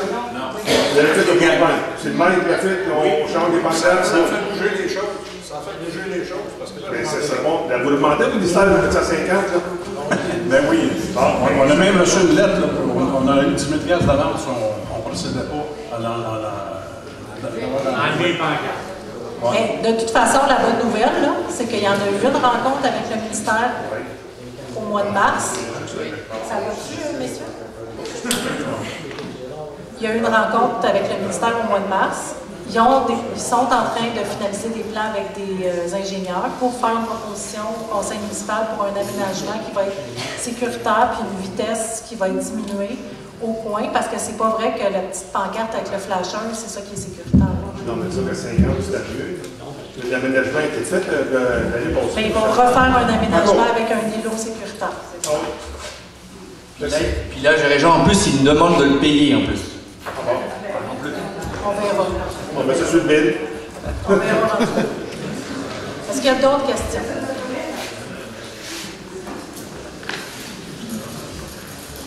Bonsoir. Claudette Baudin, j'habite ici depuis 2001. Juste mentionner la question quand tu as parlé, Marie-Ève, de l'eau. Ce qui se passe avec le déversement. C'est que nous, à la Pointe-aux-Anglais, on est drôlement impliqués parce que c'est tout près de nos nappes phréatiques. Moi, je fais partie de la corporation, puis Pointe-aux-Anglais, on a un puits dans le champ. C'est sûr que nos tests sont faits, heureusement qu'ils sont bons, mais le jour où ça va être scrap, là, il n'y a plus rien à faire. Là. Tu sais, le ministère, ça fait un bout qu'on en parle, ça fait longtemps. Je veux dire, il n'y a rien qui bouge. Ceux de Kanesatake, là, ils sont morts de peur parce que c'est la mafia qui est là-dedans. Mais que nous, comme citoyens, quel pouvoir on a? Si tout le monde envoie un courriel au ministre de l'Environnement en disant qu'on est insatisfait de sa position, il a refusé l'entrevue avec Roy Dupuis pour parler des rivières là, pour Hydro-Québec. C'est comme s'il se fout de tout le monde. Mais nous, là, c'est vital. Qu'est-ce qu'ils vont valoir nos maisons quand l'eau va être scrap? Notre municipalité, elle va valoir quoi? On va faire le tableau de Journal de Montréal, de la presse, un peu partout. Mais si ça ne bouge pas plus que ce qui se passe à Kanesatake, qu'est-ce qu'il faut qu'on fasse? Il y a une solidarité qu'il faut faire quelque part. Je ne dis pas d'aller partir en guerre, mais quel moyen on aurait de signaler notre inquiétude? C'est l'avenir de l'eau, là. C'est les enfants, c'est nous dans la vieillesse. Est-ce que vous verriez qu'il y a quelque chose qui viendrait de la municipalité, qui demanderait aux citoyens de, je ne sais pas, une pétition, je ne sais pas quoi, là, quelque chose qui pourrait... Je fais appel à votre pouvoir, à vous qui avez le contact avec l'autre municipalité. Je sais qu'au cas aussi se débat énormément avec ça, mais ils sont encore plus mal pris que nous parce qu'ils ne se sentent pas en sécurité. Mais nous non plus, pour l'eau, là, c'est vital. Je veux dire, ouvrir la chanteleur puis boire du poison, c'est pas drôle non plus. Tout à fait. Bien, je pense qu'on peut regarder comment on peut travailler avec oui, les autres. Oui, demander l'aide de tout le monde pour qu'ensemble, on puisse faire quelque chose. Oui, puis peut-être ce qu'on pourrait faire aussi, c'est localiser les puits. Puis, vous savez, on le fait actuellement pour le puits, le nouveau puits qu'on est en train de percer. C'est qu'on regarde le sol et voir si le sol est imperméable ou pas. Donc, ça pourrait nous donner des indications sur l'étendue du risque. Donc, on pourrait peut-être définir une zone et surveiller quelques puits. Parce que c'est vrai qu'on n'a pas laissé... Il le fait, ça. Il le fait. Ils ont eu, monsieur l'ancien maire, là, il était là l'été dernier, quand ils sont venus, il y a 2 ans, faire les tests, ramasser l'eau pourrie qu'on voyait. C'était noir ce qui coulait là. Ça sent les œufs pourris. Ça pogne au nez, t'es pas capable de respirer.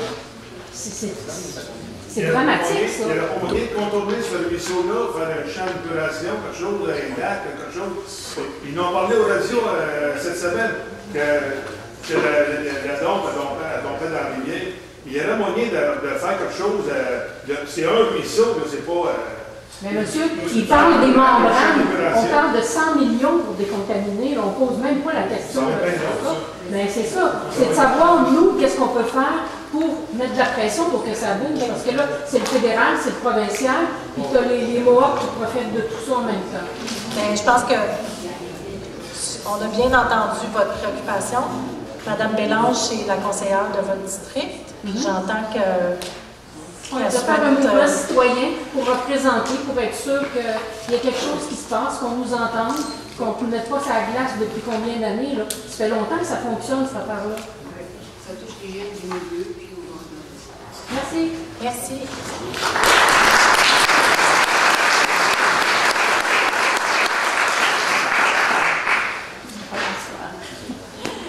Donc, pour répondre à la dame, est-ce qu'il n'y a pas une possibilité, tous les citoyens d'Oka et nous-mêmes, de nous réunir et de manifester, comme on manifeste en France, avec des piquets et de dire, c'est vrai. Quand on a rencontré, peut-être que la télévision va être intéressée à filmer et voir qu'il y a des groupes qui... Quand on a rencontré le ministre Garon, ce qu'il nous a dit, c'était, juste pour être sûr que tout le monde entende la réponse, ce que M. Garon nous a dit, je ne sais pas si les membres du conseil s'en souviennent, mais il nous a dit que eux, plus ils avaient de la pression, plus ils pouvaient mettre de la pression.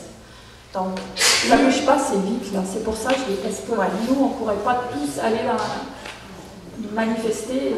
Bien, c'est sûr qu'il y a de la pression à mettre. Je ne sais pas c'est quoi le meilleur moyen, mais j'entends que Mme Bélange est intéressée à s'impliquer. Mais je pense que le conseil municipal peut réfléchir et revenir à la population sur une proposition de mobilisation quelconque. Oui, c'est ça. Okay. Je pense que, madame, moi je connais ça un petit peu vidange. Le problème à Oka, c'est qu'ils n'ont pas de bassin de rétention. Ce qui coule dans votre fossé, là, on appelle ça de l'exivia. C'est du jus de vidange. Ils n'ont rien de ça là-bas pour traiter ça. La pression qui pourrait être faite, c'est de dire au ministère de l'Environnement d'aller faire un bassin de rétention puis de traiter l'eau avant qu'elle prenne le cours d'eau, parce qu'avant, en régie, on le faisait. Fait que là, ça serait le problème numéro 1 à régler. Traiter l'eau qui sort de ce site-là. Puis attendez tantôt, là, quand ça va commencer à faire des biogaz, si ça n'en fait pas déjà, là, ça aussi, ça va être moins drôle. Parce qu'ils n'ont aucune récupération de biogaz, ils n'ont pas de torchère, ils n'ont rien. C'est dangereux. Je peux vous le dire, c'est dangereux. Mais pour régler votre problème d'eau, pas contaminer les puits, ça prendrait un bassin de rétention avec des aérateurs, puis traiter l'exivia, puis après aller domper dans le cours d'eau, ça serait clair. Mais ça serait le plan le plus rapide à faire. Je pense qu'ils ont acheté la terre à côté, ou je ne suis pas sûr, je ne parle pas de Kamezetake, je parle du ministère de l'Environnement. Je pense qu'on a donné une compensation au monsieur qui arrête de faire la traite des vaches. Mais là, dans le moment, le problème 1, ça serait de faire un bassin de l'exivia là-bas pour rejeter de l'eau propre dans le cours d'eau. Parce que là, dans le moment, les l'exivia sont direct dans le cours d'eau. Denis, vu que tu es bien placé, tu pourrais peut-être en faire part au gouvernement. Ça irait peut-être plus vite. Toutes tes connexions, ce serait bon, me semble. Ben, je peux m'engager à parler au ministre de l'Environnement, je le connais.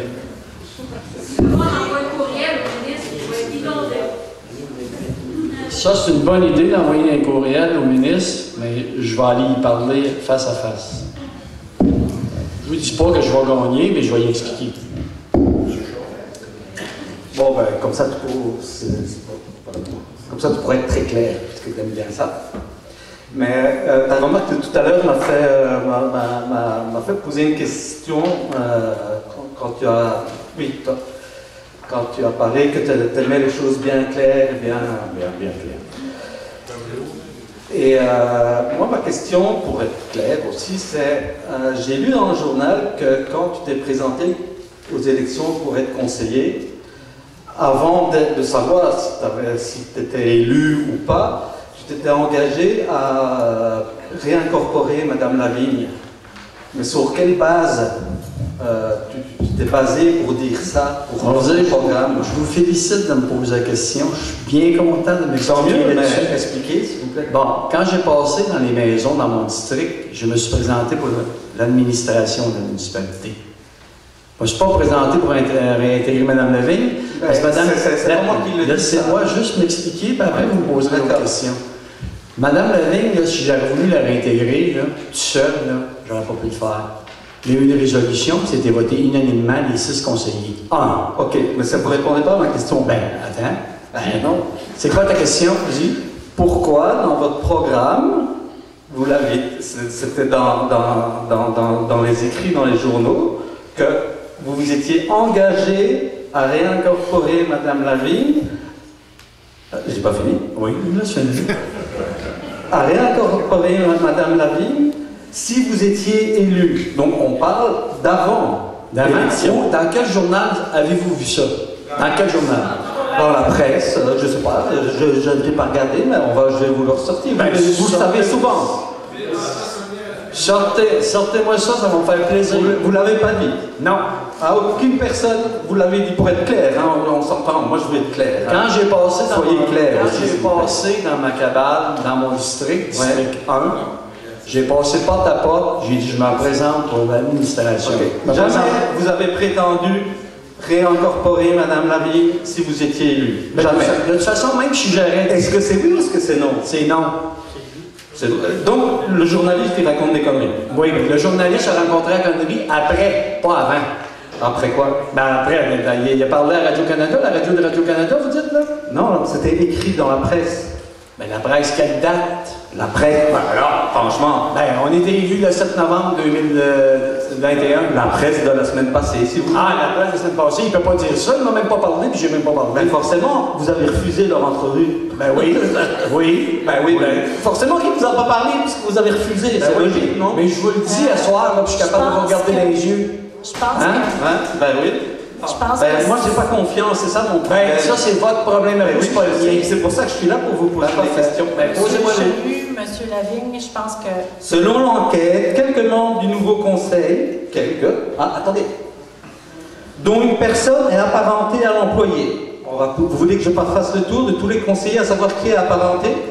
C'est moi. Ah bah tiens, ça c'est drôle. C'est drôle, j'ai été 25 ans à la municipalité, puis j'ai jamais entendu parler de la parenté, puis elle était là avant moi. En 86, là, on parle d'aujourd'hui, à 25 ans, on s'en fout de ce qui a passé à 25 ans. 25 ans, ok, parfait. Est apparenté à l'employé et qui a travaillé de nombreuses années. 25 ans, on le sait maintenant, c'est clair. S'était donné le mandat de régler le dossier de l'employé s'il était élu. Ça, c'est dans le... En réintégrant l'employé. Donc, c'est même pas dans la presse, excusez-moi, c'est dans le rapport. Oui, c'est ça que je vous dis. C'est après les élections, c'est pas avant. Franchement. Est-ce que c'est là pareil? Oui, mais les personnes qui ont dit ça, là, j'aimerais ça dans la salle qui se lèvent et qui me le disent. Ceux qui ont rencontré les enquêteurs, j'aimerais ça qu'ils se lèvent et qu'ils me disent « Monsieur Lavigne, vous vous êtes présenté pour faire rentrer Mme Lavigne. » Je le dis et je le répète, je me suis présenté au point d'administration, puis je vais vous donner juste un exemple pourquoi je me suis présenté au point d'administration. Vous auriez payé 140 $ sur votre compte de taxes pour la collecte des déchets. Là, vous avez payé 82 $. C'est une chose que j'ai faite. OK? On parle quoi des déchets ou d'autre chose? On parle de la réinstallation. C'est parce que là, aujourd'hui, on paye 80 $ de taxes. 80 $ de taxes, c'est en plus. Bien ça, vous aviez dû lire votre document, vous avez reçu dans votre compte de taxes, mon cher monsieur, c'est marqué que c'est pour les projets à venir. Ça ne concerne pas Mme Lavigne. Oui, franchement. Ben, c'est écrit noir sur blanc. Oui. Madame Lamour, est-ce que vous pouvez l'expliquer? Là, elle va vous l'expliquer. Le 80 $, c'est pourquoi, Mme Lamour? Ben, le 80 $, c'est écrit, là. Ben, c'est pour les frais juridiques. Oui, les frais juridiques à venir. Non, c'est pas prévu. Ben non, pas à venir. Comment vous pouvez prétendre sur des frais juridiques à venir, combien ça va vous coûter? OK. Donc, on ne s'entendra pas sur ce point-là, en tout cas. Non, manifestement, clairement, c'est pas clair. Hein? Encore une fois. Là-dessus, je vais vous lire le document que vous avez eu. Oui. Vous l'avez. Donc, c'est M. le maire qui l'a écrit. Donc, également, pour la prochaine année, le conseil municipal se doit d'imposer une taxe spéciale de 80 $ à chaque unité d'évaluation afin de pourvoir aux honoraires professionnels à venir par les dossiers en litige à la municipalité. Donc, c'est les dossiers à venir. C'est les dossiers à venir. Non, mais les dossiers sont en litige. C'est pas à venir en litige. Pour les dossiers qui sont en litige. Ben c'est ça. Et à cette époque-là, quand vous avez ici cet informateur-là, le dossier est en litige. Oui, mais on va s'entendre que c'est des frais pour payer les avocats pour les litiges qui sont en cours. Et quand on est arrivé, il y en avait une dizaine de litiges. Mais comment donc il faut les régler, ces litiges, on n'a pas le choix. C'est pas le contraire. Comment ça, c'est Là, tu dis, qu'est-ce qui va venir? Les litiges sont là, ils te coûtent de l'argent. Exact, il faut les régler. C'est pour ça que tu vas chercher le 80 $. Ben, c'est exactement ça. Ah, c'est pas le contraire, c'est pas que c'est pour qu'il y ait des litiges qui vont venir dans le futur. Ben, il peut y en arriver dans le futur, d'ailleurs. Il y en a deux. Il y a des litiges qui sont pas passés. Je pense que... Arrêtez de prendre le nom qui réalise. Je pense que c'est correct d'échanger, mais il faudrait respecter quand même que de venir au micro. Ben, moi, je reviens à M. Lavigne. Vous êtes un acteur clé dans le dossier, on s'entend bien, hein, depuis des années. Pardon? Que vous êtes un acteur clé dans le dossier de... Un acte quoi? Un acteur. Un acteur? Ah oui. Je joue dans le film maintenant. Ouais. Et que... On sait tous bien, je ne veux pas que vous avez beaucoup d'influence dans le village. Et non, pas dans le village. Bah, dans la municipalité, pardon. D'accord. Et bah, c'est sûr que dans le village, peut-être moins. Ça, mais Moi, ce que je voudrais savoir, c'est quoi votre but au final dans tout ça? Parce que clairement, il y a un malaise. Bon. Et ce malaise, j'ai pas fini. Oui, ok. Et ce malaise, il date d'il y a longtemps. Et un des points communs de ce il y a longtemps, c'est vous. C'est moi? Oui. Là, je veux juste, Nicolas, même si je comprends là, que tu vas avoir un débat avec M. Lavigne, mais je ne suis pas certaine que ça soit... Non, je comprends. Je m'excuse, là, mais je pense que ça dépasse un petit peu. Je comprends que ça pourrait intéresser plusieurs personnes, mais ce que je te suggère, c'est peut-être de demander à M. Lavigne s'il veut poursuivre cette discussion-là après la séance du conseil, mais j'aurais juste un commentaire à apporter.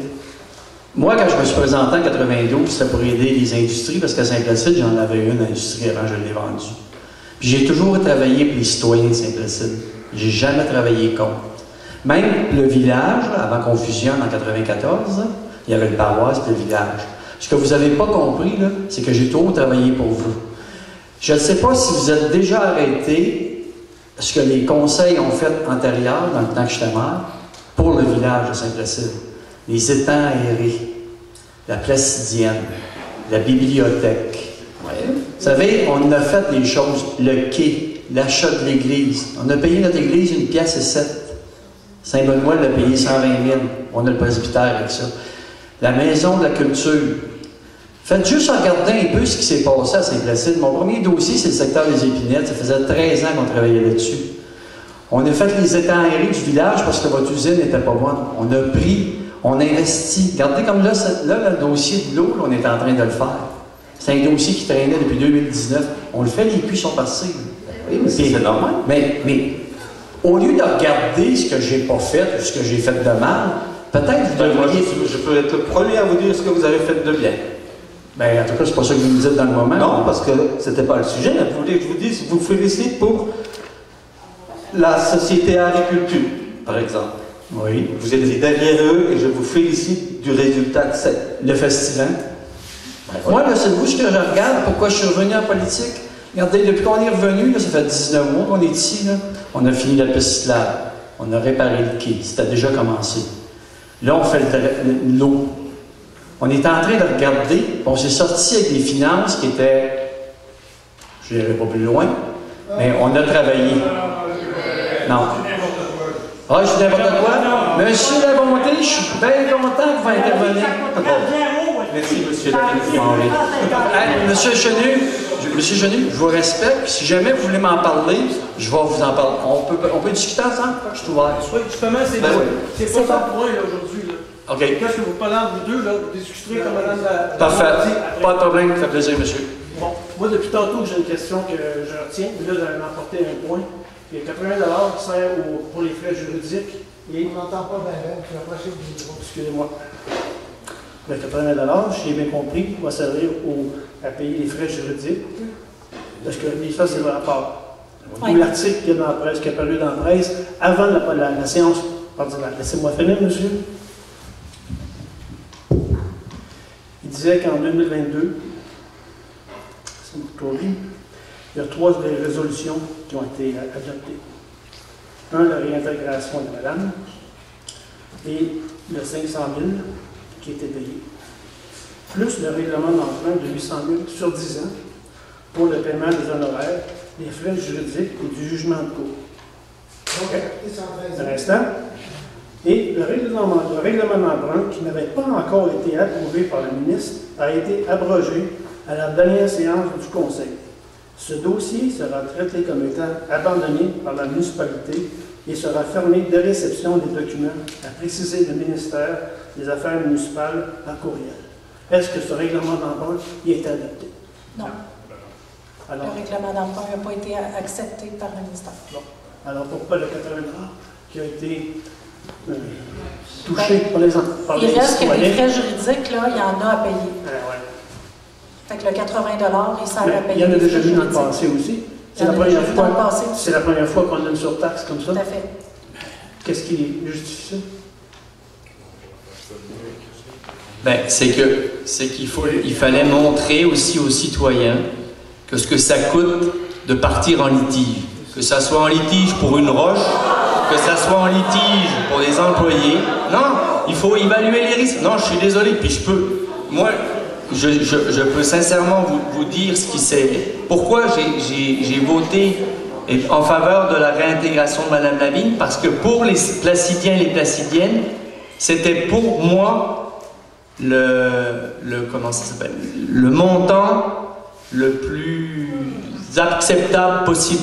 Si on avait continué plus loin, si on s'était entêté plus loin, on aurait payé 1 million, 1,2 million, 1,3 million. Je vous rappelle qu'à la chute, vous pouvez aller voir, c'est 1,3 million qui ont été versés au directeur général. Juste ramener l'ordre. Donc, si vous avez des questions, je vous invite à venir au micro pour poser vos questions, puis vous nommer. Merci. Coucou! Moi, c'est Stéphanie. J'ai une petite question, puis une mise en contexte pour placer les choses. Donc, je lis la conclusion du rapport. Donc, de l'avis du DEPIM, plusieurs actes répréhensibles ont été commis à l'égard de la municipalité dans la section qui précède. La décision de réintégrer l'employé était irrégulière et le processus a été entaché de plusieurs vices majeurs et d'erreurs grossières. Des centaines de milliers de dollars de fonds publics ont été dépensés sans assises solides. Le conseil municipal, fiduciaire de ces deniers, n'a pas eu l'éclairage requis, mais a été plutôt placé devant les faits accomplis sans pouvoir jouer pleinement son rôle de décideur. Deux questions. Ma première question, je présume que les décideurs qui n'avaient pas eu l'éclairage requis pour gérer correctement les deniers publics ont dû être éclairés de la situation.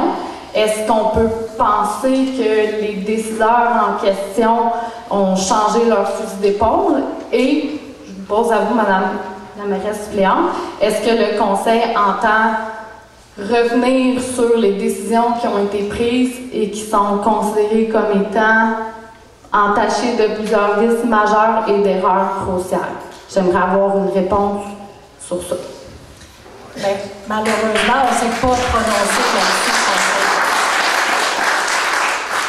Je pense que c'est des discussions qui restent à avoir. Là, M. le maire a pris un temps pour se reposer. Donc, j'imagine que c'est des discussions qu'on va devoir de toute façon avoir en conseil, mais j'avoue que ce n'est pas des discussions qu'on a eues encore. OK. Mais vous pouvez dire, Madame la mairesse suppléante, que vous allez militer pour que ces discussions aient lieu au sein du conseil? Bien, je pense qu'on n'aura pas vraiment le choix. Merci. Je vous fais confiance.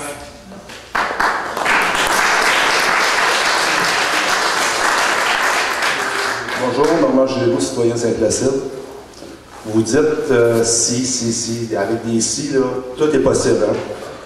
Vous montrez toujours une jurisprudence positive selon vous. Il y en a plein de négatives aussi. Ça, c'est facile aussi. Ça aurait pu coûter 1 million. Ça aurait pu coûter 200 000. C'est juste ça que je veux dire.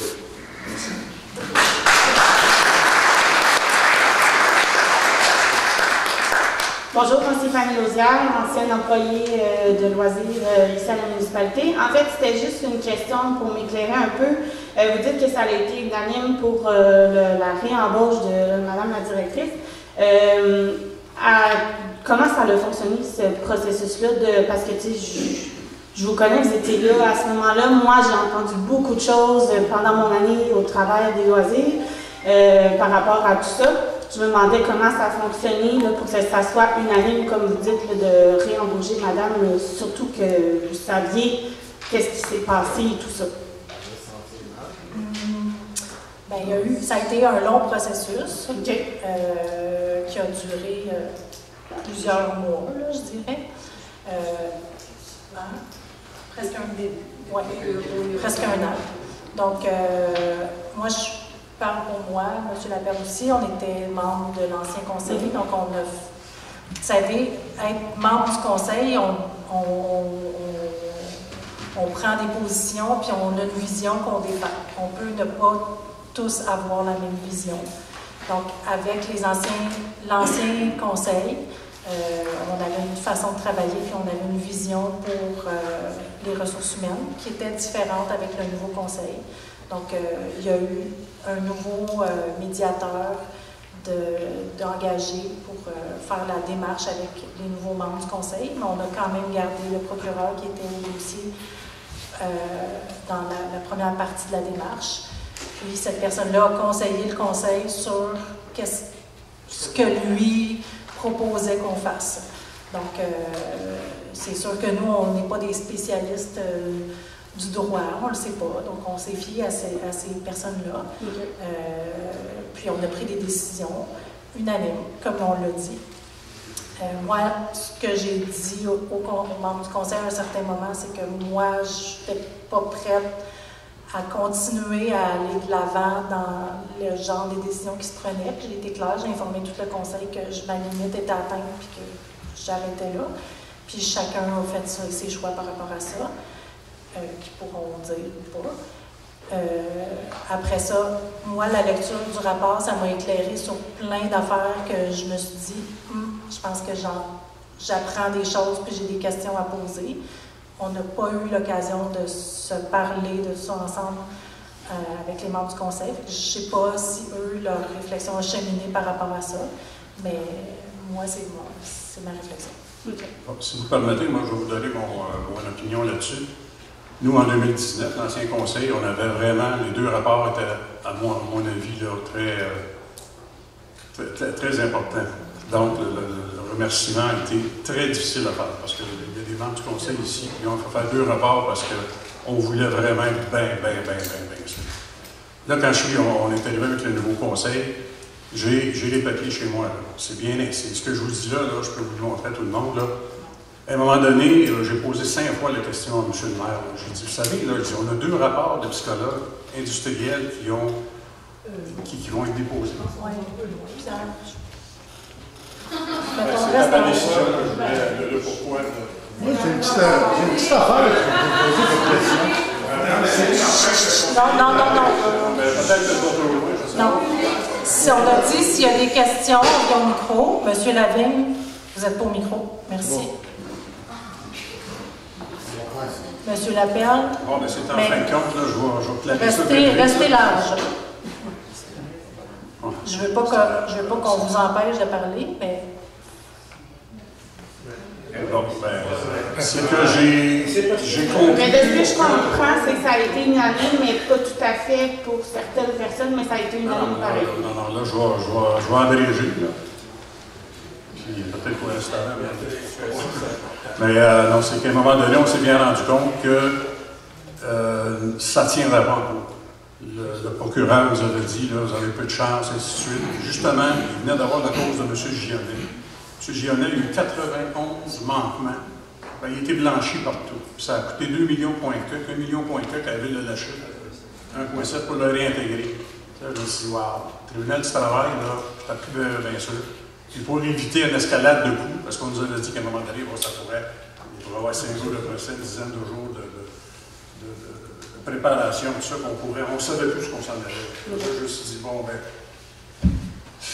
on va arrêter ça. C'est ça, pas j'ai le droit de changer de 11e ligne aussi. Merci. J'ai une autre question, plus parce que les loisirs, ça me tenait à cœur. Il y avait un projet de parc, d'aménagement du parc, que en fait, j'ai travaillé sur ce projet-là. Je me demandais où est-ce que ça en était, est-ce que ça va aboutir un jour, surtout pour nos enfants, que le parc est un peu désuet. J'avais travaillé fort sur ce projet, mais on n'a pas vu le jour. Fait, je me demandais où est-ce que ça en était. Il y a eu des tests de sol de fait, parce que c'est beaucoup de poids, là, les structures de ciment. Donc, il y a eu des tests de sol de fait, puis le projet il est mis sur la trace d'à côté pour 2023-2024. OK, parfait. Merci. C'est beau travail. C'est Bon. Là, toutes les assemblées qu'on est ici, on entend parler juste de la fête des années. Il faudrait réintégrer, là, il faudrait arrêter d'en parler. Je sais pas, là. Est-ce que vous avez une question? Rien de changé. OK, merci.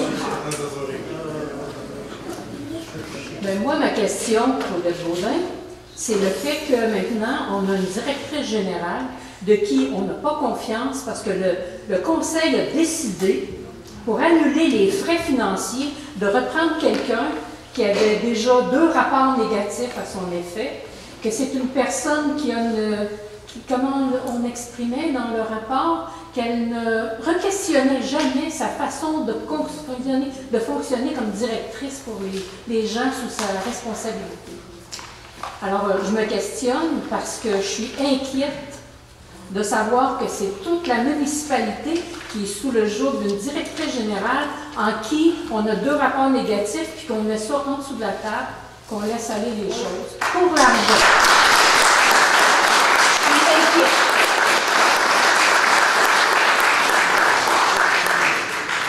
Je prendrais peut-être une dernière intervention rapide. Il est déjà 9h15, à moins que quelqu'un ait d'autres questions. M. Guindon, vous pouvez vous tenir sur votre chaise. Il reste une prochaine. OK. Vous garderez ça pour le prochain mois. Le prochain mois. Ça va être très court. Sébastien Poirier. Ma question est pour Monsieur Bouvray. Je ne sais pas si vous vous rappelez, M. Bouvray, pendant la campagne électorale, on a eu une belle discussion sur mon perron. J'étais heureux de vous accueillir, d'entendre c'était quoi vos idées. Vous êtes un gars dynamique, un gars intelligent.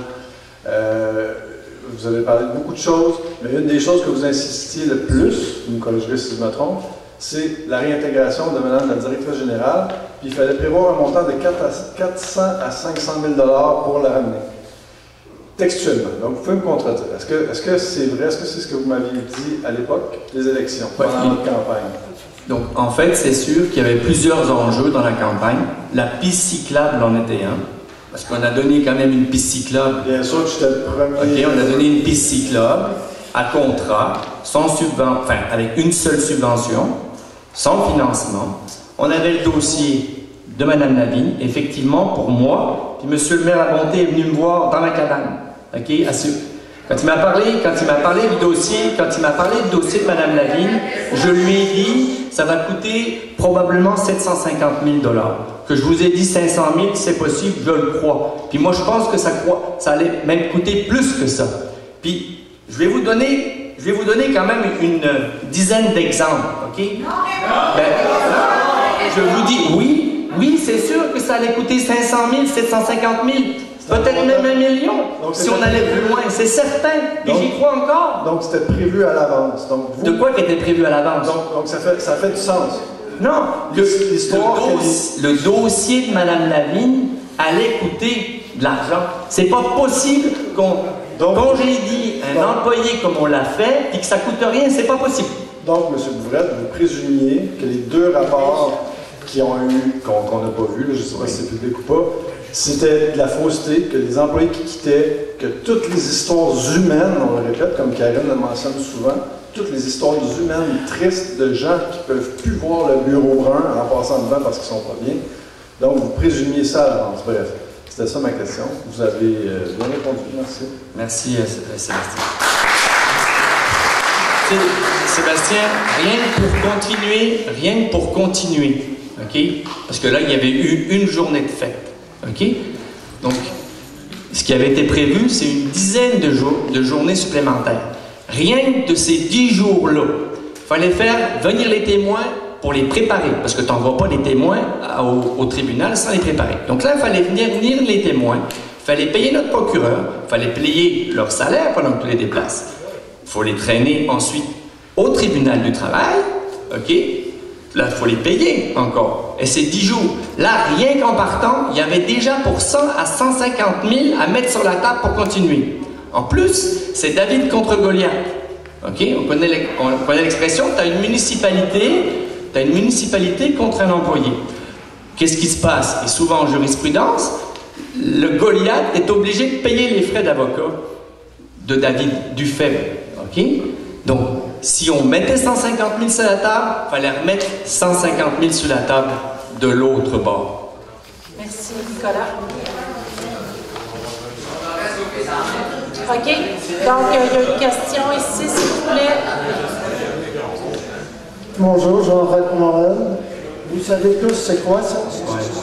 Bon, pourquoi vous ne le lisez pas comme il faut et prenez conscience de toutes les erreurs que vous avez faites et pourquoi vous ne les réparez pas?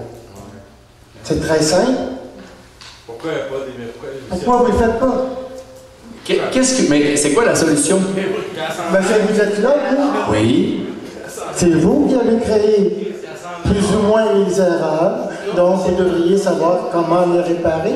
J'espère que vous ne ferez pas la même erreur de nouveau. Bon, je vous pose une question. Est-ce que vous vouliez payer 1,3 million? Oui ou non? Ou 1 million? C'est pas la question. Mais oui, mais si... Vous ne savez pas, ça vous pensez que ça leur est... J'ai une vingtaine de points. Peut-être que j'ai pas raison, OK? Ah non, vous êtes sûr que vous avez raison, c'est ça le problème? Non. Vous avez tous raison ici. Maintenant, vous êtes tous responsables. Vous étiez d'accord avec la décision, soit de la réintégrer, de commettre toutes les erreurs qui sont dans le rapport. Tout le monde ici présent, vous êtes d'accord, vous êtes responsable. Là, tout à l'heure, quelqu'un a parlé, a demandé, Monsieur le maire est absent pour 2 mois, et vous avez répondu, ben, il va falloir attendre que Monsieur le maire revienne. Vous êtes en train de me dire que le conseil ne siégera plus pendant 2 mois? Je ne sais pas pourquoi j'ai dit qu'il fallait qu'il attende. Peut-être. Ben, c'est ce que vous avez dit. OK. Mais si j'ai dit ça, je me suis mal exprimée. Mais c'est sûr qu'on n'attendra pas que M. le maire revienne. Le conseil municipal continue à travailler. Ben, je ne suis pas sûr que vous avez tous lu.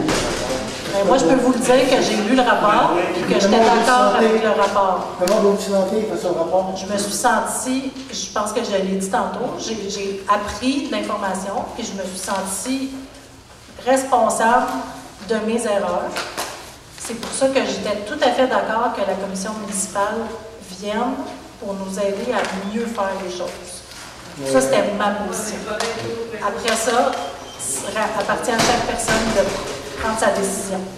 Mais vous n'avez pas l'intention de réparer les erreurs commises. Oui, mais est-ce que vous pourriez être plus précis?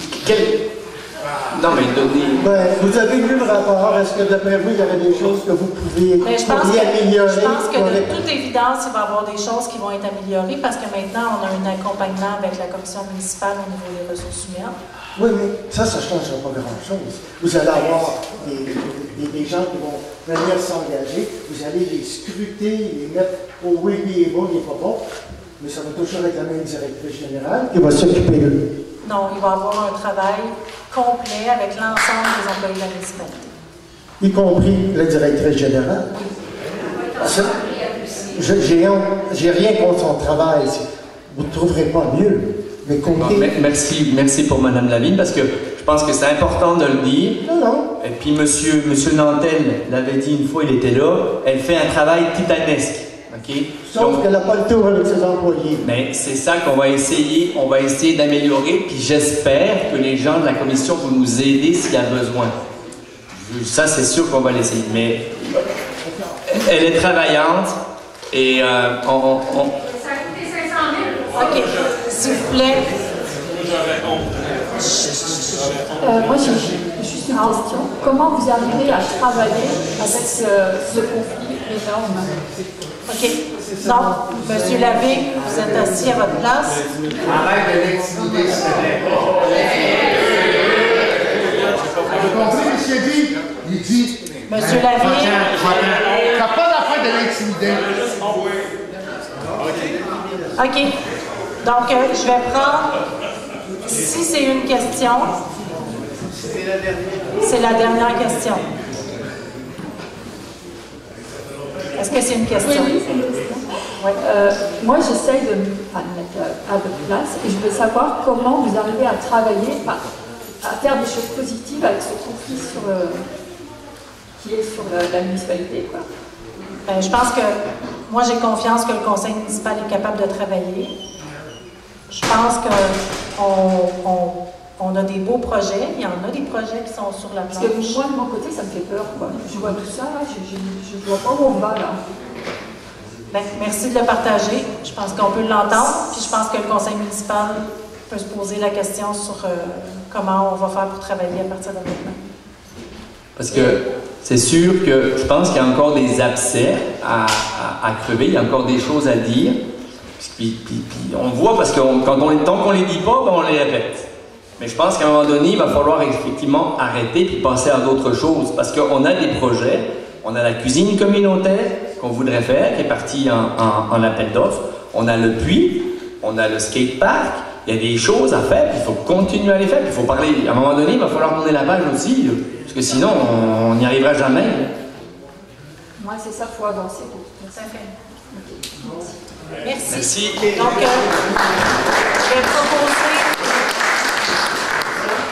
je vais proposer la levée de... Non, je voulais intervenir pour la discussion, je voulais passer. Moi, je demande la levée du conseil. Donc, ça a l'air correct. Merci. Donc, la période de questions est terminée. Il est 9h25. Donc, qui propose la levée de l'Assemblée? Madame Bélange. Qui seconde? Madame Tessier. Merci.